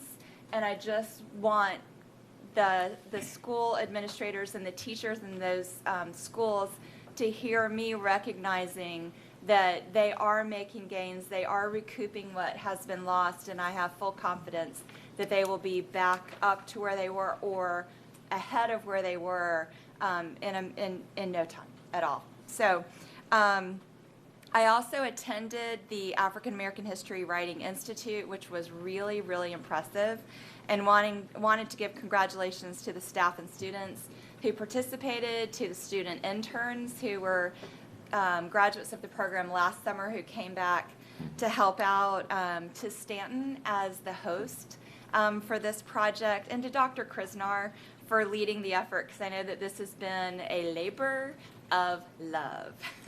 And it's always fun for me as a Jacksonville native to learn new history about my hometown. And I did learn a lot of new history about my hometown. I had the opportunity to participate in the YMCA First Coast Games with our health and wellness program, and I want to thank the Y for hosting that, and also thank our team captain, Jacqueline Watkins, for being an enthusiastic organizer and coach of that team, and put a plug out there to DCPS employees that you too can join the YMCA Games next year. And she has lots of ideas and will be recruiting. And also give a special shout out to Assistant Superintendent Schultz for making sure that I achieved my bucket list goal of actually placing in my age group in some race in my lifetime. So I will say it was a field of 300 people, and Ms. Schultz and I came in first and second, and we might have been the only two people in our age group who weren't walking. But hey, we got medals. That's a check off. But seriously, the YMCA First Coast Games, really fun, and I think goes into mental health and physical health, and that's important as well. I'd like to put in a plug in for volunteering in our public schools. So the year before I ran, I just got my certificate in the mail and a little pin that I was going to wear, but I was the Parent Volunteer of the Year for Duval County Public Schools in I think the 1920 school year. And so when I say I've been a really engaged parent volunteer, I was a really engaged parent volunteer, and I know that parent volunteers are really, really important to the success of our schools. And so we have an application that is on the DCPS website where you can go through the process to apply to be a volunteer. There is, because we're in a safety conscious area, there is a background check of some kind involved, and then follow that up by going to open house. If you're a parent, go to open house at your student's school. That's why I asked the question. Because, or go to orientation if you have a middle school or high school student, or elementary if we're doing meet the teacher, drop off your supplies day. If your school does that on elementary, go. There will most likely be a table set up where you can join PTA or PTSA. If your school has a 501c3, a Friends of, you can give money or join that. I always had more time than money to give, so I gave work. But look at all those things. Look at the SAC. Look at being a room parent. Look at, one year my job was to count laps for the before school running club. Work a concession stand at a football game or some other game. Be a runner or a lane timer at a swim meet or a track meet.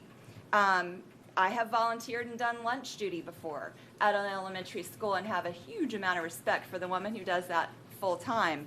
And this year, in January, I worked as a substitute paraprofessional volunteer to help with shortages in January, and I've already given my schedule to Ms. Schultz for the first 2 weeks of school, my availability to go in and help in schools to help bridge that gap.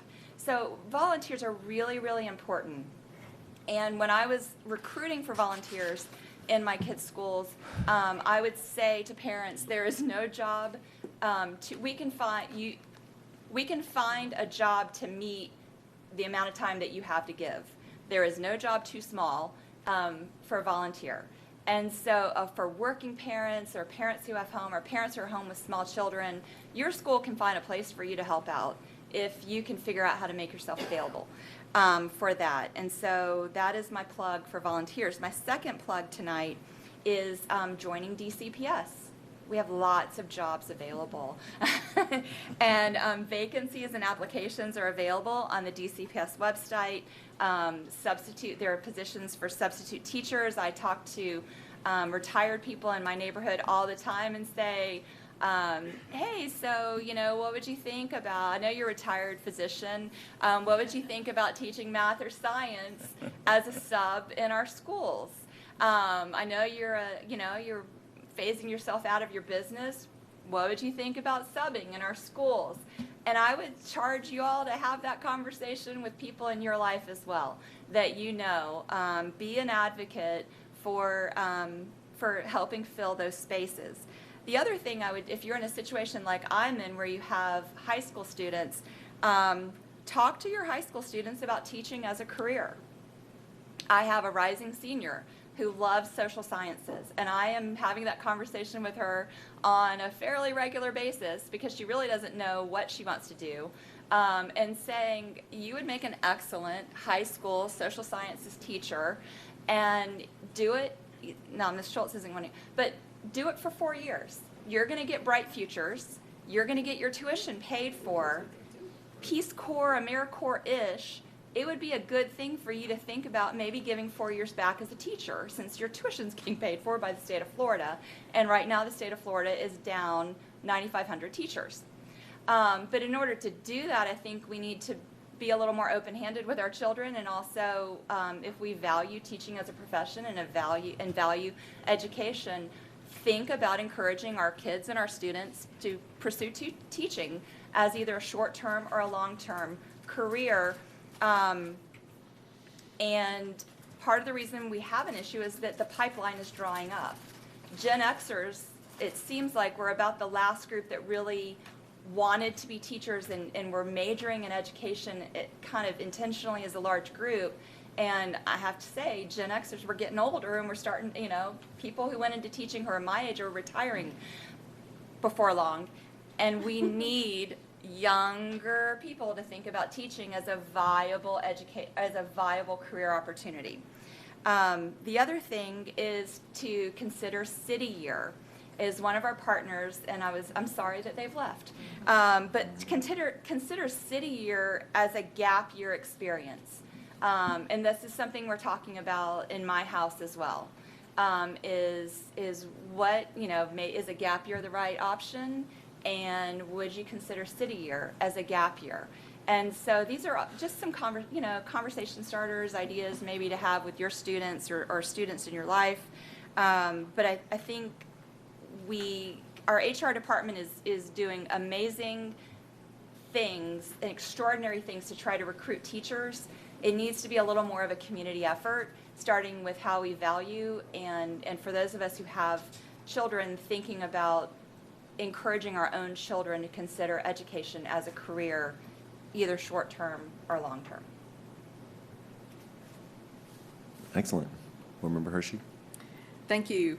So Crown Point Elementary this year, there was a third grade teacher, Miss Manning, in conjunction with Rebecca Mott, created a partnership between a third grade class at Crown Point Elementary and the Mandarin Community Club, Senior Community Club.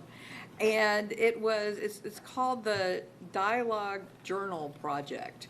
And so what happened is the first part of school, journals were taken to the Mandarin Senior Community Center, and the seniors wrote in the journals. They were picked up, taken to school, and then the students wrote in those journals. And it went back and forth for the entire year. And at the end of the school year, they had I'm going to call it a party. It's probably not the right thing, but they had a gathering where the students and the adults got together and met each other and for being pen pals for the year.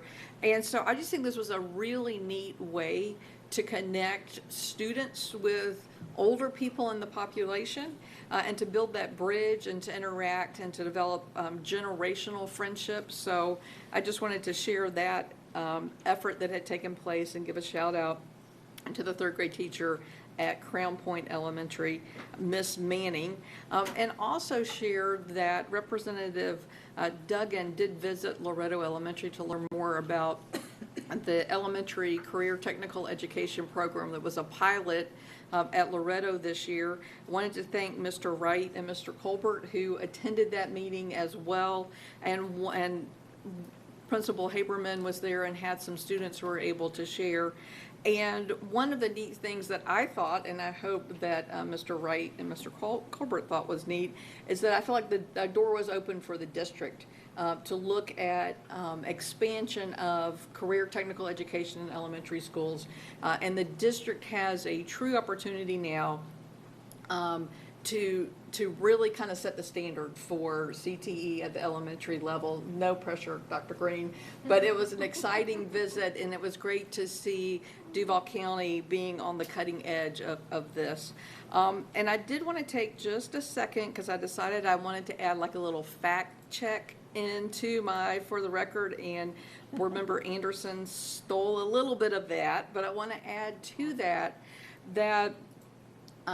charter schools are public schools. But the biggest difference between a charter school and a public school is that not every mandate that is written for a traditional neighborhood school applies to a charter school. And they function separately. I get emails because I have a lot of charter schools in my district, and I am not the board representative for that charter school. Now, I have relationship with that charter school, and I can reach out to the principal and help you, send you an email with their board members, but they have a whole separate board, governing body. And so it's interesting that while it's not under our jurisdiction, we get penalized if they don't do well, and we get to celebrate when they do well as far as our overall district grade. But the day-to-day operation of a charter school does not fall under the jurisdiction, the full jurisdiction of the district. And so I just real quickly, through the chair to Dr. Green, just wanted Dr. Green to share with everybody, what does a charter school have to do to end up in a turnaround status? And how long do they have to get out of it versus compared to the traditional schools? Can you say that in like 20 words or less? Yes. Through the chair to Board Member Hershey, charter schools can be a D-rated school for as long as it's opened. The only thing that triggers closure for non-academic success would be if a charter school was rated an F rating 2 years in a row. That could initiate closure of a charter, but our schools can, once they've had a D for 2 years, they go into state turnaround, and we would have to show improvement. After the first year, they're in what they call district managed turnaround, and then if we don't improve, then it goes into state turnaround, which we have to hire an external operator to support those schools. But charter schools do not. Do not. And I can just say that since I've been on the board, I can think of a charter school that I have wondered why it hasn't closed yet. Because it continues, it's been an F, it's been a D, and it stays there, and it's not in turnaround. So just want to clarify, it does get a little confusing, and I understand that. But currently in the district, the only 2 F schools are 2 charter schools. Is that correct? Through the chair to Board Member Hershey, correct. And as Board Member Jones pointed out, we do not have any F traditional neighborhood schools in the district. Is that correct? Through the chair to Board Member Hershey, correct. Okay, that's it. I'm done. Thank you. Thank you for that. For the record. Vice Chair Coker. All right, so like everyone else, just want to do some congratulations. First off, to all the schools in District 1, thank you for all your efforts in regards to school grades and whatnot. You can't mention everybody, but there are highlights and things to celebrate in every single school. But in particular, want to celebrate New Berlin, Principal Lewis out there for maintaining the A. I've mentioned this in meetings before, but this is a school who several years ago, the entire staff, not just those teaching ELA, but the entire staff decided to get certified in reading or endorsed in reading. Whether they were a math teacher, a science teacher, didn't matter. And they made that commitment and they did it. And I think that this is a reminder of those efforts and how they come together in that maintaining an A. So a shout out to Principal Lewis and all the teachers there for that. Lewis Sheffield, principal delay. Want to make sure we celebrate the maintaining of an A there, but I'm going to go a little data nerdy on this one and say not just maintaining an A, but increasing the total percentage of points from 18-19, which we're looking at as a baseline year right now, to 21-22. And that, if you look at all of this, is pretty unheard of. And so I just really celebrate Principal DeLay and her team. Finally, Parkwood Heights, Principal Price, the C to a B, his heart and soul just giving to Arlington in such an incredible way. So thank you to him as well. Want to thank Board Member Pearson. Two of the policies, a lot of people think we just sit up here and we make decisions and we kind of do it on the fly. We do not. And two of the policies that happened this evening happened because of her leadership, her diligence, and hours of research and talking in other counties, Florida School Board Association.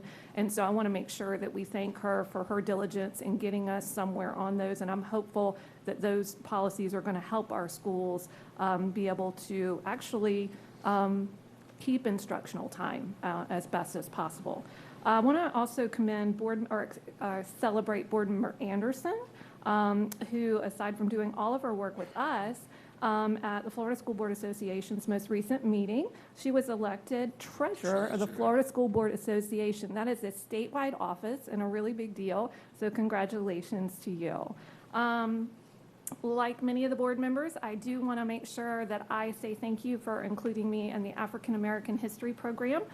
In particular, I know Assistant Superintendent or Chief Academic Officer Renfro, incredible, but I want to make sure I also celebrate Miss Conklin, who leads up our social studies area. I will tell you, she was a teacher of mine when I was a principal, so it's a very proud moment when you see someone like that fly as high as she has. And so thank you. And many of the teachers there are just some of our best and brightest and most talented. And the children's projects, I'm like Board Member Pearson, I'm 5 generations from Jacksonville, and I learned a lot that day. And also thank you to Majova, Miss Majova, for hosting. I want to give a special shout out to Principal Powell at GRASP. They were recognized last month for some incredible work, and for those that don't know, GRASP is a school for students who have some unique learning needs, particularly as related to reading. But they, in addition to the award they were cited for or celebrated for last month, this month, because they're just on this incredible trend, and I have to look at it to make sure I say it correctly, but they were cited by the Florida Department of Education in the recent Technology and Learning Connections newsletter for their incredible usage of protocol for accommodations in reading. It's called UPAR, and their usage of Snap and Read, which also includes the technology component. So I'm sure Mr. Colbert is somehow involved in that, so thank you for the part that you play in that. But anyway, they were cited and celebrated in this newsletter that goes across the state of Florida as a model for this. So here in Duval County, we have a model for that, and especially in a school like GRASP, it's just really exciting.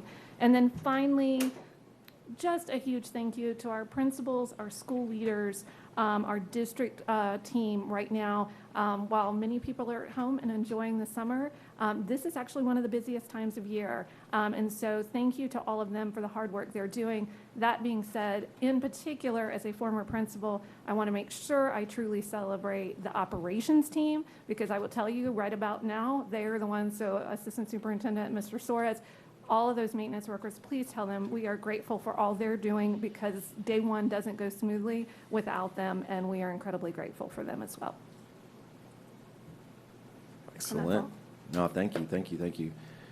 Just a few items. Number one, just commend school's not in, but there's still schools that have summer sessions and a lot of things to prevent some of that summer slide. So there's a lot of work still going on, and I think that's, if you think about how we got to where we are with school grades, there was some things that happened in the summer, even before last summer, that kind of helped to do that. So it's exciting to see some of those things really paying off in summer slide. And one of those things was the African American History program that I got a chance to go. I got a sneak preview early. I was there when all the principals got to see it. So not only did we invite community, but every principal in the whole district got a chance to see that too. And they got to almost like pick and choose adopting curriculum from the students. It was an awesome thing to be able to see. And shout out to Ms. Conklin and, of course, then Dr. Krasnar, and then Ms. Simmons as well, who, I mean, if you have not met her, she is an absolute rock star, and just an amazing sight to see. And then the students coming back it's one of those why situations where you just realize your why when you're in that space.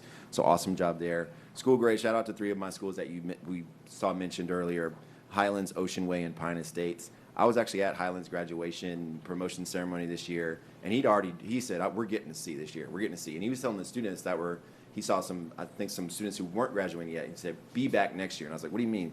He said, be back, because he knew he was going to get a B this following year. So he's already thinking about that. And a lot of our principals, they're also data nerds, because a lot of our principals are already crunching numbers, trying to figure out how they adjust, how they make sure this summer meets their needs so they boost next year. So I love to see the never stop attitude. It's like, no, we're not selling here. We're going to continue to work. And that's why our principals and our schools and our students are so amazing.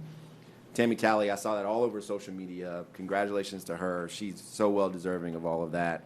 Also, I want to just give thanks to this board too. I think oftentimes we talked about policy, but we have to policy should always be evolving. Students are evolving, our parents are evolving, everything is evolving. So we have to do our part to really look critically at all our policies to ensure that they align, to make sure that, number one, the environment that we're pushing students into or having students in is conducive. So that means we have to adjust. Social media wasn't here 10 years ago, and all of these pieces weren't here. So we have to make sure our policies align. So I appreciate us diving in. We don't always agree on all things, but that's the point. We all come from different perspectives, and I appreciate us being able to do that to make sure the students' environment that they are in is conducive to them learning. And I had a shout out to our board member Anderson too for the FSBA piece. Executive board is a big deal across the full state of Florida. We've seen your work here, and now the state sees it as well, so we appreciate the work there. And lastly, it goes without saying, the district staff, you all really appreciate all of the A's and B's and all of that happens with the school grades. It's a collective effort. It's a collective effort. It's not just the schools, it's all the different resources and people that get poured into it. So really just appreciate all the effort. And we should celebrate, but also use this as a moment to reflect, take the feedback in, and then even get better next year. And I know it's already happening. So congratulations to all of that, all those who are involved there. So that is all. And I will. So moved. It's been moved to adjourn by Board Member Pearson and second by Vice Chair Coker. All those in favor? Aye. All right, ayes have it. Thank you. Have a great night. Meeting adjourned.